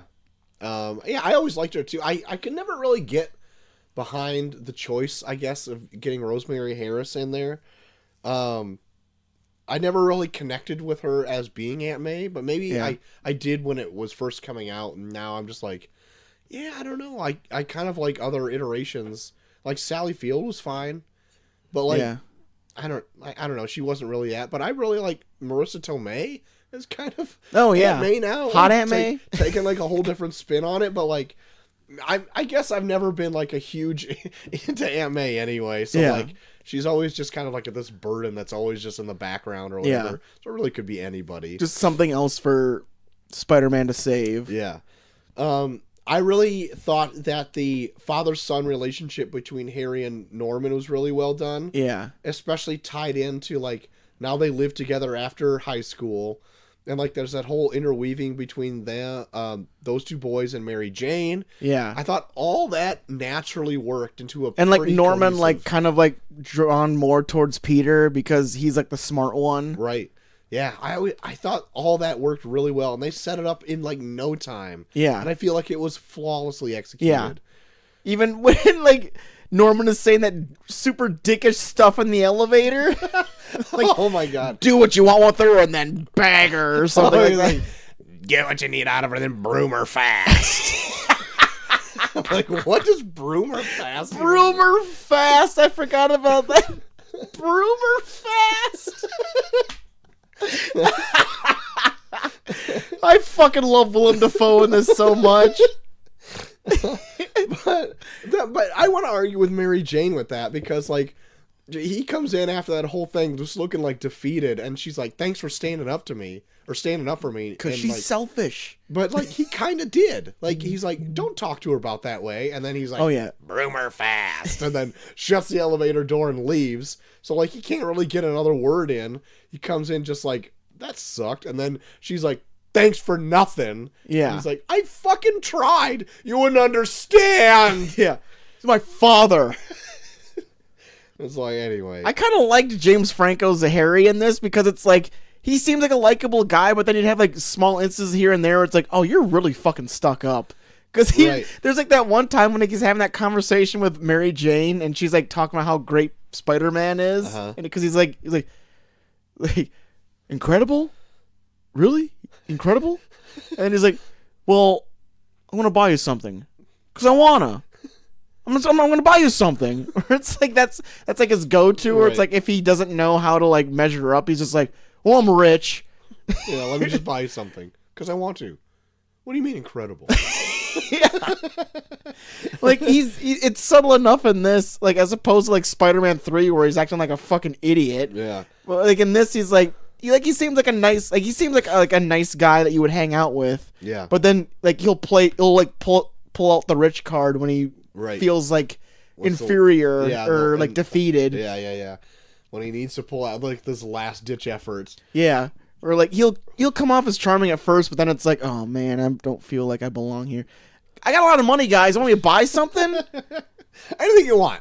Yeah. I'll buy you something, guys. I got a lot of money. Don't forget it.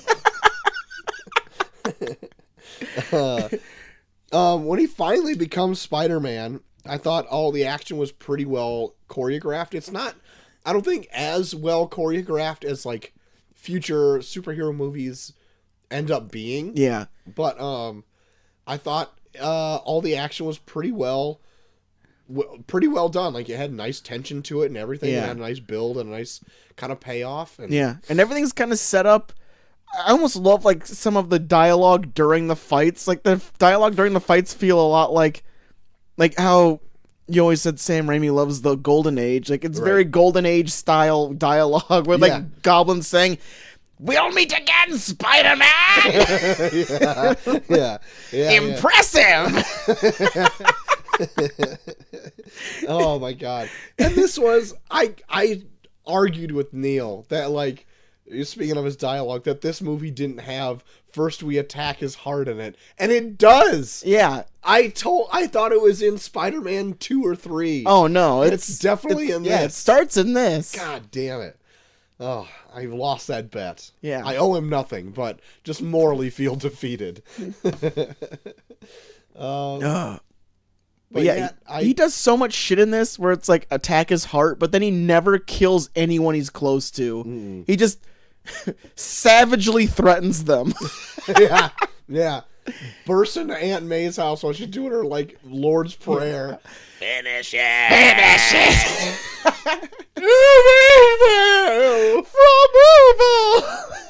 So she gets taken to the hospital. Hysterics until Peter gets there. Yeah. I can only imagine how long it took him to get there, and she's still hysterical. Those horrible yellow eyes! It's Oh my god. But I love that shit though, because it's played up so hokey and almost melodramatic. Yeah. But it's that fucking Spider-Man that Sam Raimi loves, and he stays true to it. Yeah. But I that's why I commend this one a lot more than like Spider-Man 3, where it felt like they were trying to do every kind of tone known to mankind, and they didn't work together at all. But in this, like, they start out being like, this is gonna be a hokey ass Spider-Man film, right? But we're gonna play it up in a way where it's still gonna be fun, right? So like the hokiness almost builds on the story itself. Right. Even like J. Jonah Jameson in this, like his scenes are so much more fun in this than in Spider-Man 3, where it's like he's having 3 different conversations at the same time, where it's like the guy comes in and is like, page 7, Jonah. Where it's like, I'll talk to him later, and then he's like, I gotta find out page 1 first, and he's like talking about fucking putting Spider-Man on there, and then like the other guy comes in like saying like, we got 3 different advertisers that bought quarter half pages or whatever, and he's just like, charge them 50% less, but then get the same thing or whatever. And he's just like fucking like he's like having all these conversations, and he's like talking, he's like playing businessman while he's trying to figure this shit out all the time. Like Betty's talking to the glass. Your wife's on the phone. Hang up. But then like all the shitty things he does, but then like they give him like a scene where it's like, oh, he's an actual like upstanding like boss of the paper, when like Goblin like threatens him, where it's like, who takes his pictures of Spider-Man, and he won't give up Peter's name, where it's like, after all the shit he does, they still give him one scene where he's like a noble boss of the paper. I picked that up on this watch too. He's like, oh man, he could have easily just been like, it's that kid over there. Oh Peter. But I really dug, like, J.K. Simmons like steals it every single time. He's a perfect J. Jonah Jameson. In any film, I like him regardless of what it is. It's always great. And like, I wouldn't care if he's in the rest of the Spider-Man movies just as J. Jonah Jameson. Just keep bringing him back as like, Jameson. It doesn't matter. Like, he did it perfect. There's no one ever that will be better. No one will ever take over the Jameson role better than him. Yeah, it's true. Anybody will be just doing a cheap imitation of J.K. Simmons. So even in in the Spider-Man game, they make it where like J. Jonah Jameson was fired from the Daily Bugle, so he runs a podcast. So like throughout the game, you get episodes of his podcast, and it legit sounds like J.K. Simmons. Perfect. Oh my god. So yeah, he's great in this. Also, Betty Brant, played by Elizabeth Banks. Elizabeth Banks. Yeah, this was like before she got really big too. Right, before she did all those Hunger Game movies and like was everywhere. Yeah. So that was pretty solid. Ted Raimi coming in, being just a punching bag for J. Jonah Jameson. I love it. He's so He's the guy that comes in with like the page 7, Jonah. Like, I'm worried about page 1. We have 2 advertisers, got a 3/4 page ad for. Move on to page 8 and give him 10% off. 5%. He drops down so fast. I was like 50%, 10%, 5%. He's just I'll get out of here. Okay. He's like fucking them over in mid sentence. I loved it so much. Yeah, he's so fucking good as Jameson. Yeah. Jumping to the end of this film where Green Goblin has Mary Jane in his clutches, and he's got the Spider-Man make a choice. They do the Batman Forever. Yeah. Where they either give the one you love or save the kitties. Save the kitties. And like, so he drops them both at the same time. Make your choice, Spider-Man. And like, wouldn't you just shit if you were the kids and saw him running towards Mary Jane? I know! I'd be like, no! He's like, gotta make sure I get her first. So obviously he saves the day. For this, okay, so this is also after 9/11. Yeah. Like, pretty close after 9/11 this was made. So much that some promo material had to be pulled because it included like the Twin Towers in it. Mm-hmm. There's a few posters which showed in the reflection of his lenses the Twin Towers, and there's a whole trailer that was taken down because he catches a helicopter in between them in his webbing. Oh shit. You can find that online, but like it was a promotional material like that was taken down after September 11th. Oh yeah. But also relevant in this movie is super patriotism for New York City. The last there's like a the patriotism of New York City, but then like the last shot of the whole movie is like him in front of the American flag. Yeah. And that's always rang through all of the Spider-Man films. Yeah. Even the Amazing Spider-Man, there's always a scene where he's in front of the American flag. It's weird.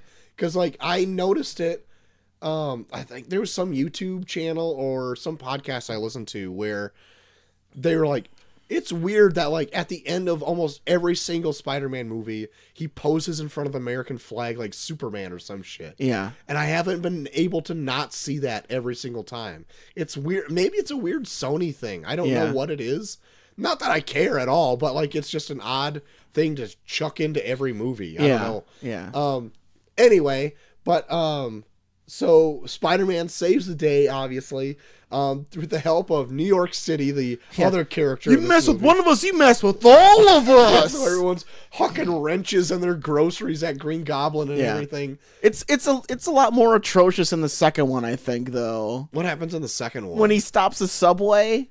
Oh yeah, that's a good scene though. I like that scene, but it's way more like he's one of us, man. We gotta help him. Yeah, but I mean, I don't know if that was so much as like the post 9/11 like patriotism. But no, there's definitely like there's hints of like he's a New Yorker and like all three of them. He's just one of us. He's just a kid. Yeah, we're New York. We gotta help him. He's Spider-Man. Yeah, we won't tell anybody, Spidey. Yeah. I want to say there's something in the third one too where everyone's like, "We're New York."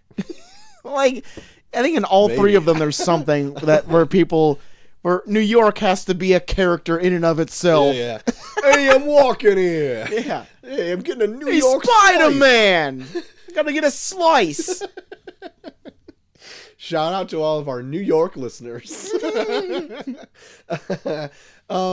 So yeah, after all that action's taking place at the bridge, the Green Goblin snatches up Spider-Man, takes him to this abandoned warehouse area or whatever. I don't know what it is. Looks like a broke up ass house. Like, where would there be a place like that in New York? Not a clue.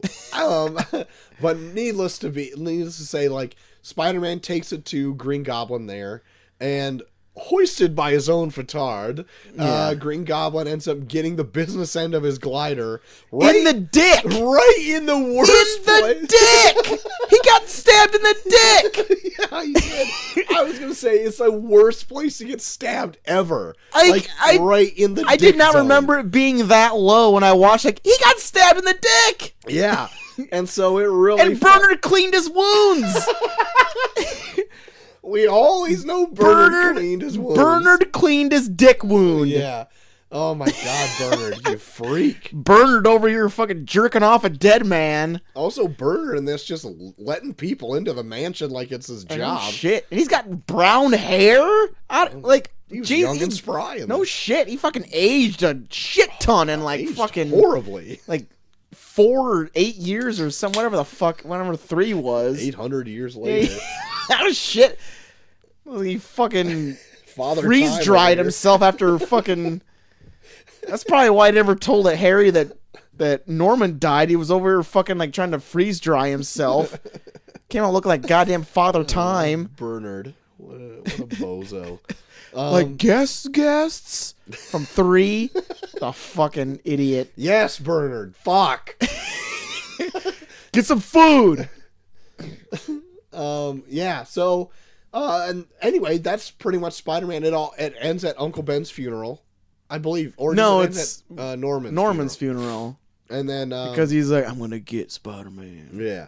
And then like that's the ending. I think like 2 out of the 3 Spider-Man movies end in a funeral, which is weird.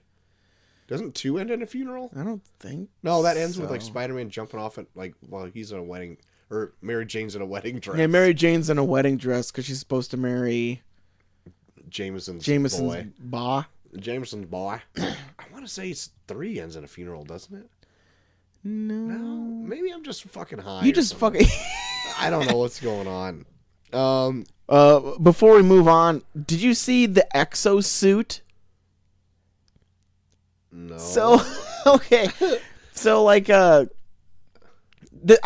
saw this, like, and I made a point of it, and I wanted to make sure to bring it up. So, their whole thing, that the reason that Norman tests the super soldier shit on himself is because the government is going to pull their funding and funnel it into this exosuit Right. It's supposed to be like this big state-of-the-art fucking thing. Oh, yeah. Oh, I know what you're talking about. Yeah. This big state-of-the-art fucking thing. And so it's like, well, either you get this down in a week or we're pulling our funding. Right. So then he tests it on himself and then the shit happens. So then the general is at the demonstration of the exosuit and they show it. And it looks like a fucking giant silver dildo with a fucking cannon on the top of it. Yeah, the clunkiest piece of shit I've ever seen in my life. The fucking glider with the suit at Norman's place looks way better than that shit. Yeah, it does. The dude looks like a fucking Oscar Mayer wiener in a fucking with legs. Yeah, with legs and a fucking like small cannon on the head. And then after he's up there, he's like, "Oh, something's coming. I don't know what to do." You're in a fucking exosuit that's supposed to be the state-of-the-art fucking defensive military operation. Yeah, it's like, something's coming. It's gonna blow me up. I don't know what to do, guys. Oh God, I'm just gonna blow up. Oh, I'm just gonna look at this thing and die. Wow. So the government, yeah, they put all their eggs. In that shit fucking basket. Fucking idiot. Oh yeah, I know what you're talking about now because that exosuit looks shitty as hell. So fucking dumb. It's so designed so poorly. Like it's just a man in a tube, and that tube has legs and a cannon on it. It's like a big gray pill with legs and arms with a cannon on the top. That looks the shittiest thing I've ever seen. And you're gonna funnel all your money into that, the government. That's what some of the government would do, man. Stupid government. There's one more note that I also wanted to bring up.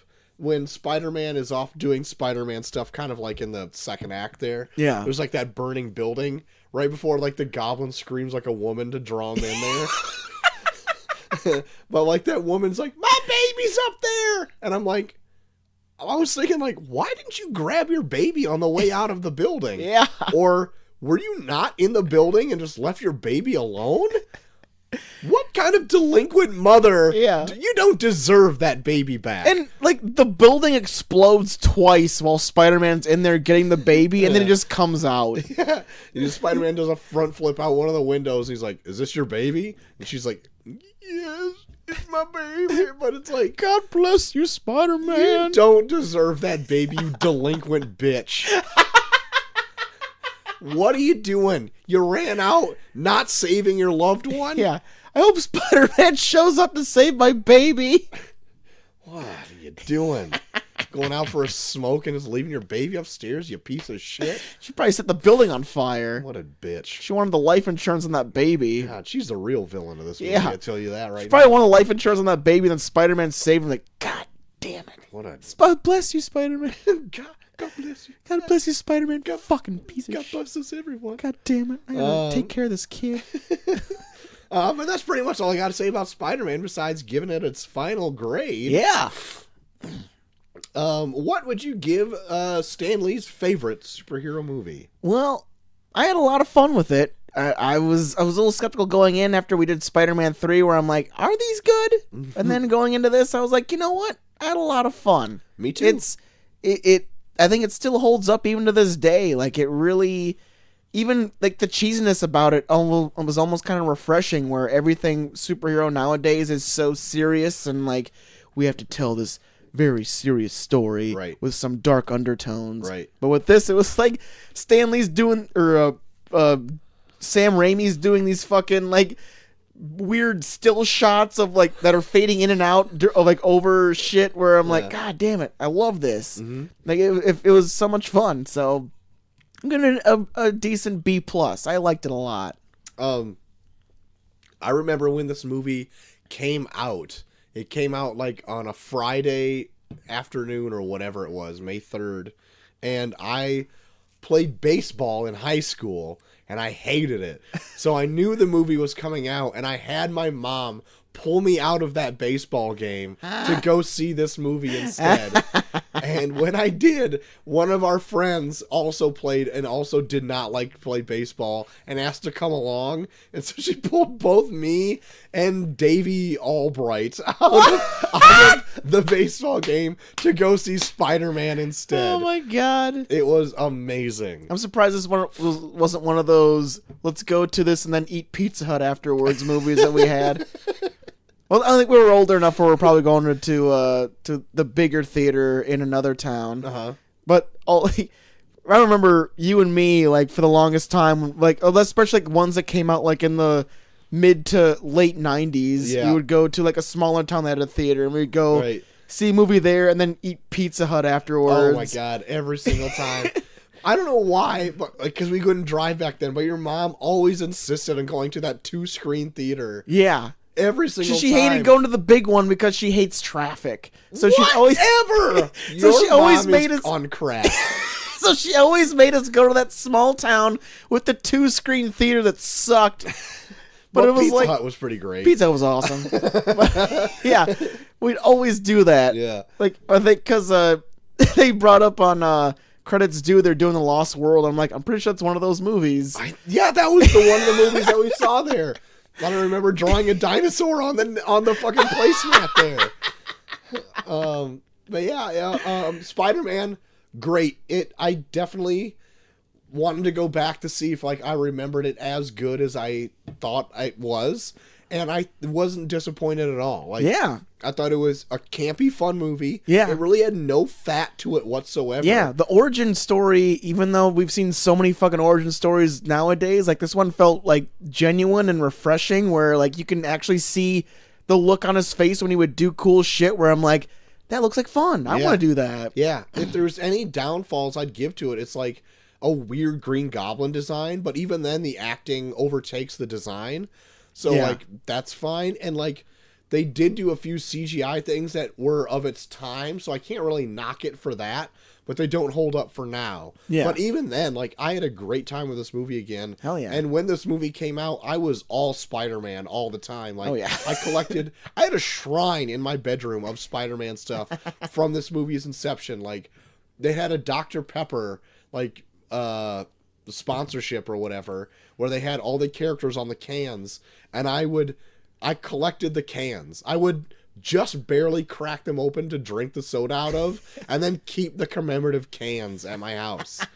But anyway, needless to say, like, I give this movie like a solid A. Yeah. Like, I think it's still one of the better superhero movies out there. Oh, yes. Like, granted, though, they have come out and been more serious and really have a solid story, and you can follow them from arc to arc. Yeah. But this one is like, you could watch it as a one and done, and it's pretty much perfect, I think. Yeah, no, I had a lot of fun with it. Yeah. I enjoyed it. Yeah. So there you go. Spider-Man, Stan Lee's favorite. Yeah. Holds up quite a bit. Yeah, I couldn't rent it on Amazon, so I had to buy it on Amazon. So now I own this on Amazon. Oh, two movies I own on Amazon right now are now Punisher Warzone and Spider-Man.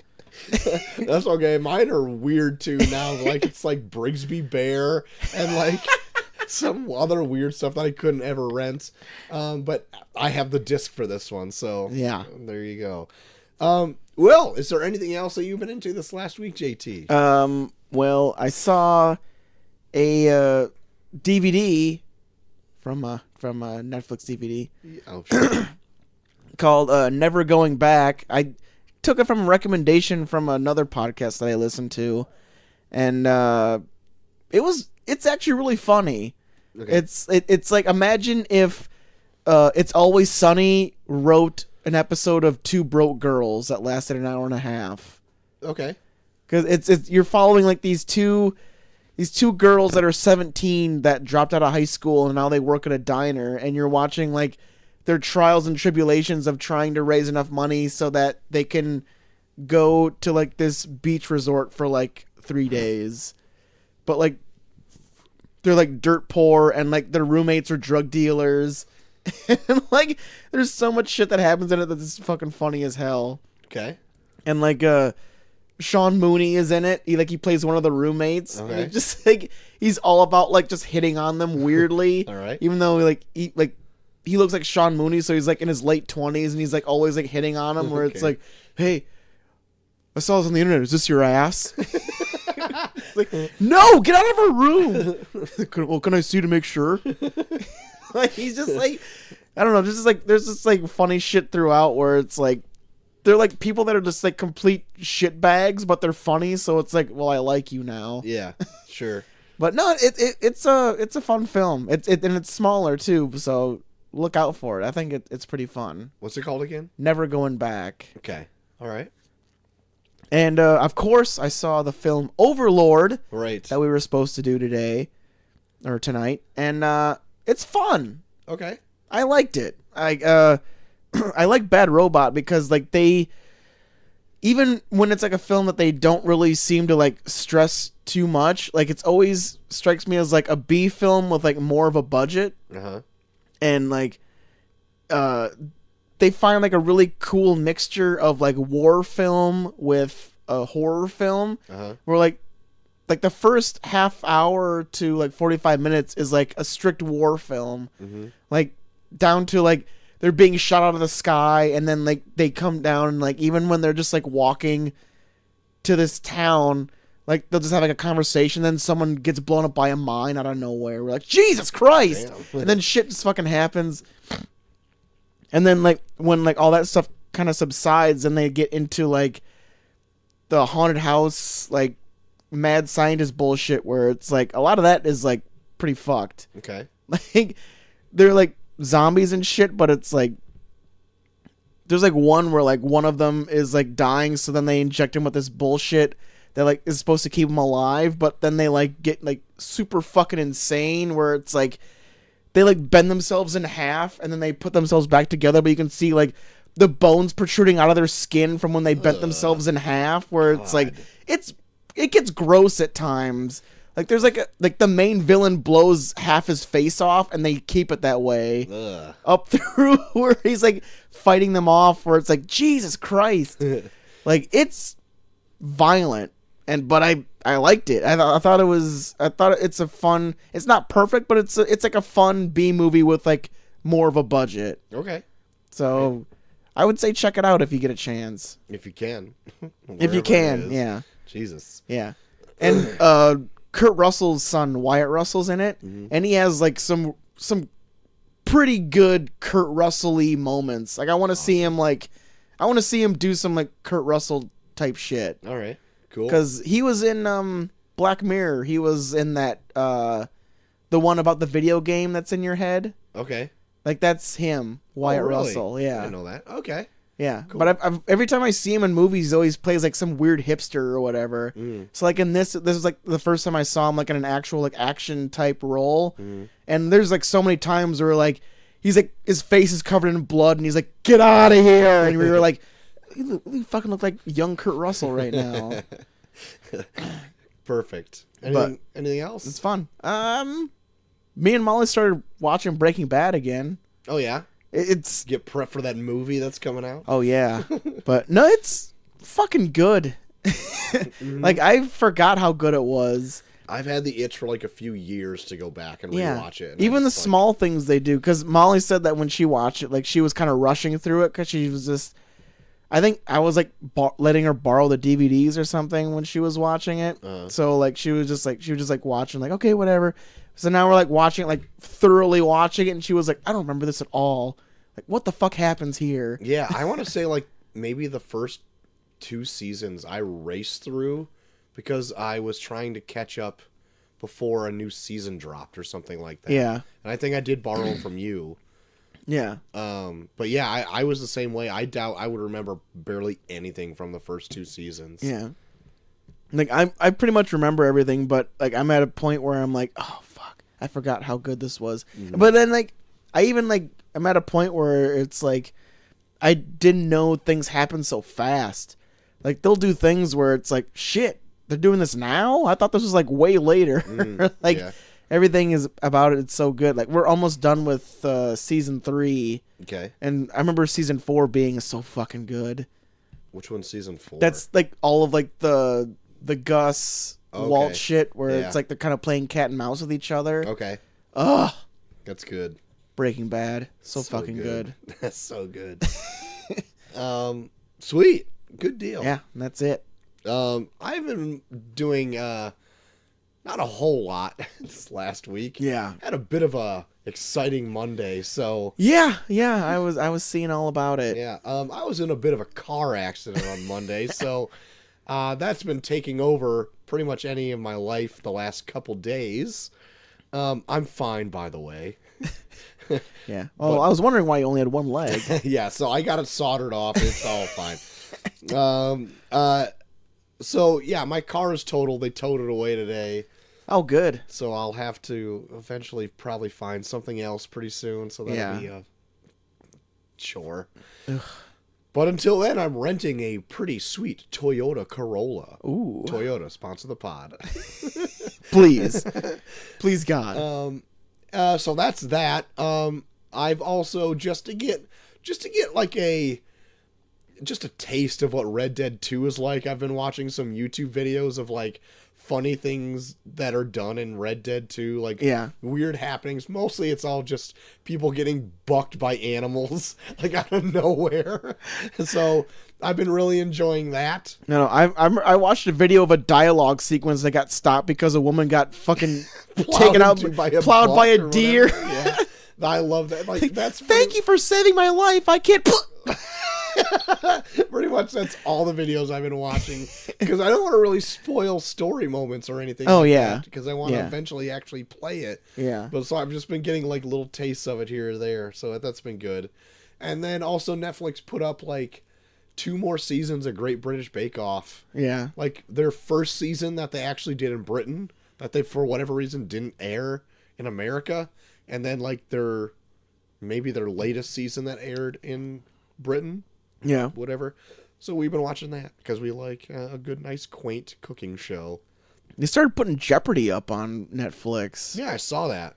Thought that's a weird addition to Netflix. It is weird. But whatever. Whatever do you want? Hey, man. Whatever you want to do, man. It's whatever floats your boat. Yeah, no shit. So you can watch like any episode and it's all the same. But yeah. Did you hear that Alex Schmidt, I guess, is killing it on Jeopardy? Yeah. I saw he's like Ken Jennings that shit. Like he's annihilating people. I think he retweeted something and I'm like, oh shit, good job, Schmitty. Like he's been out there for.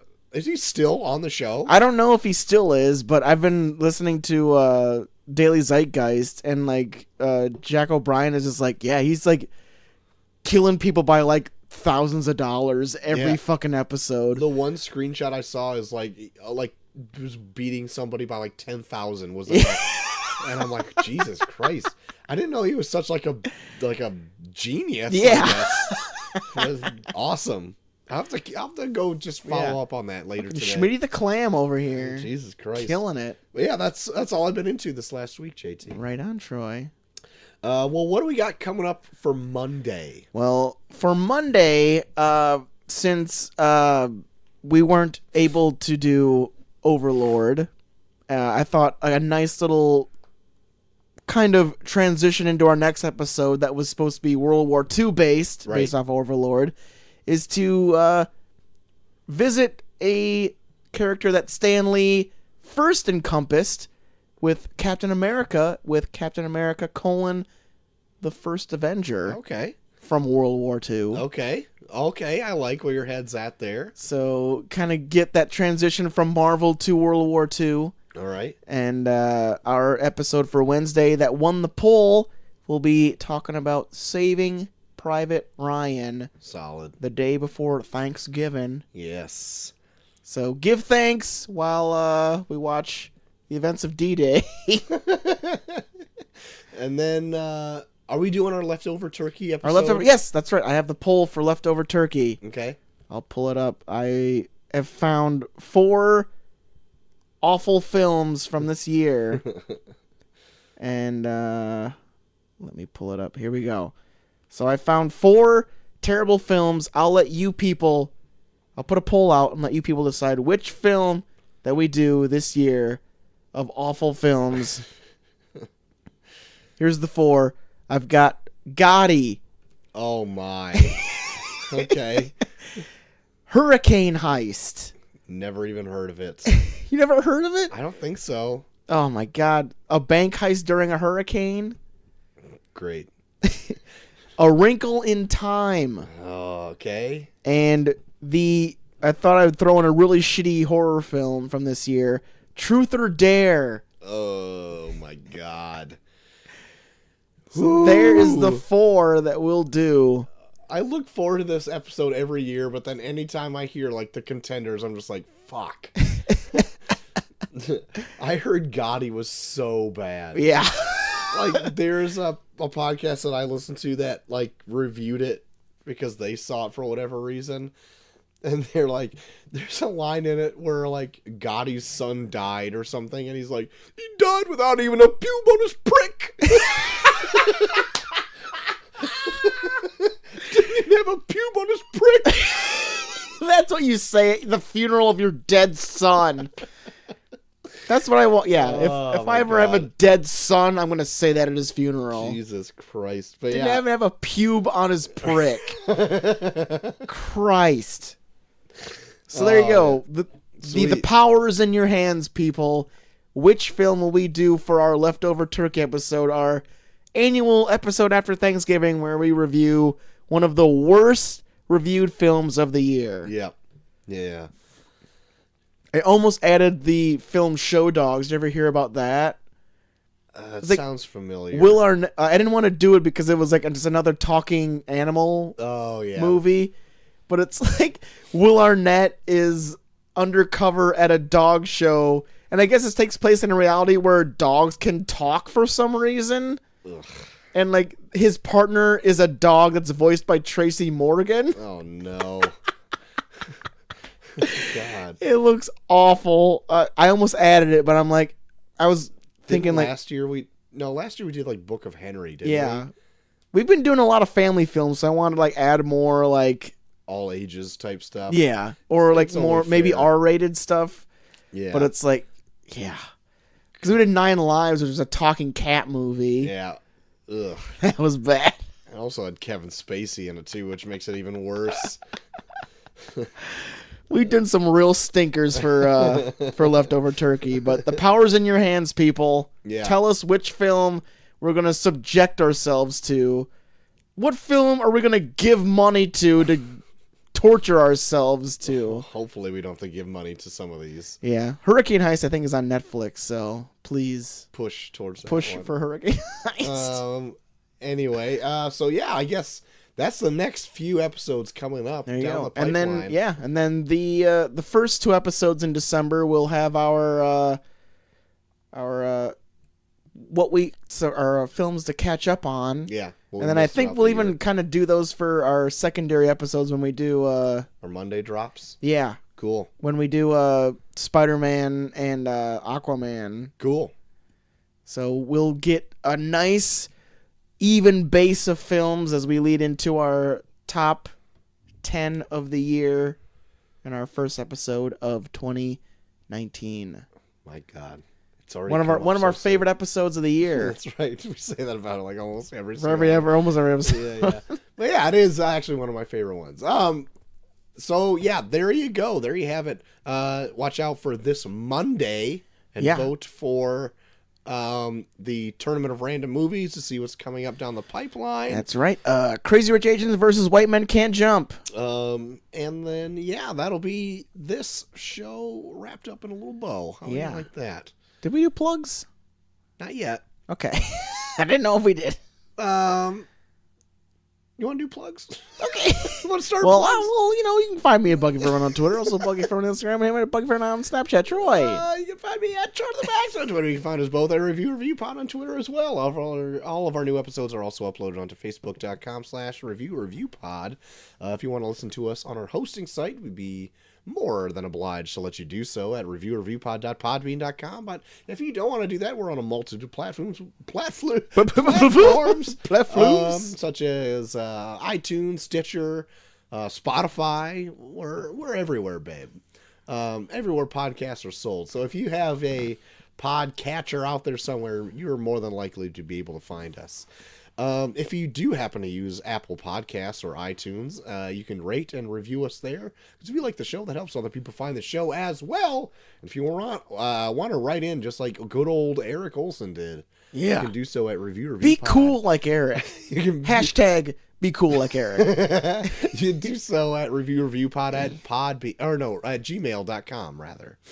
There you go. There's the plugs right there. There you go. So join us on Monday for our flashback of Captain America: The First Avenger, and then of course join us next week when we do our episode on Saving Private Ryan. Yes. You know, I just recently saw that like for the first time in its entirety like 2 years ago. Really? For whatever reason, I never got to it up until like I was on like I remember it was maybe like 5 years ago or so. I borrowed Band of Brothers from you, which I still think I have here at my house. Really?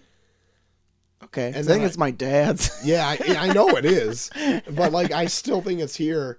And I never finished it, but like I think what kicked that off is I watched Saving Private Ryan. Yeah. And I watched Band of Brothers afterwards. Yeah. For whatever reason, I didn't think I watched the last disc of it for whatever reason, but it's good. Well, it's on HBO Go. You can watch the whole thing on there. Tell me now. I didn't have that at the time, JT. I didn't have it 2 years ago. But yeah, that's the show. Join us for Monday where we do our flash of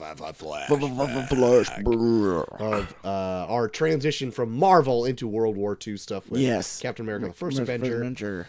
But until next time, I have been Short of the Max Extreme. I am JT3K. And we are off.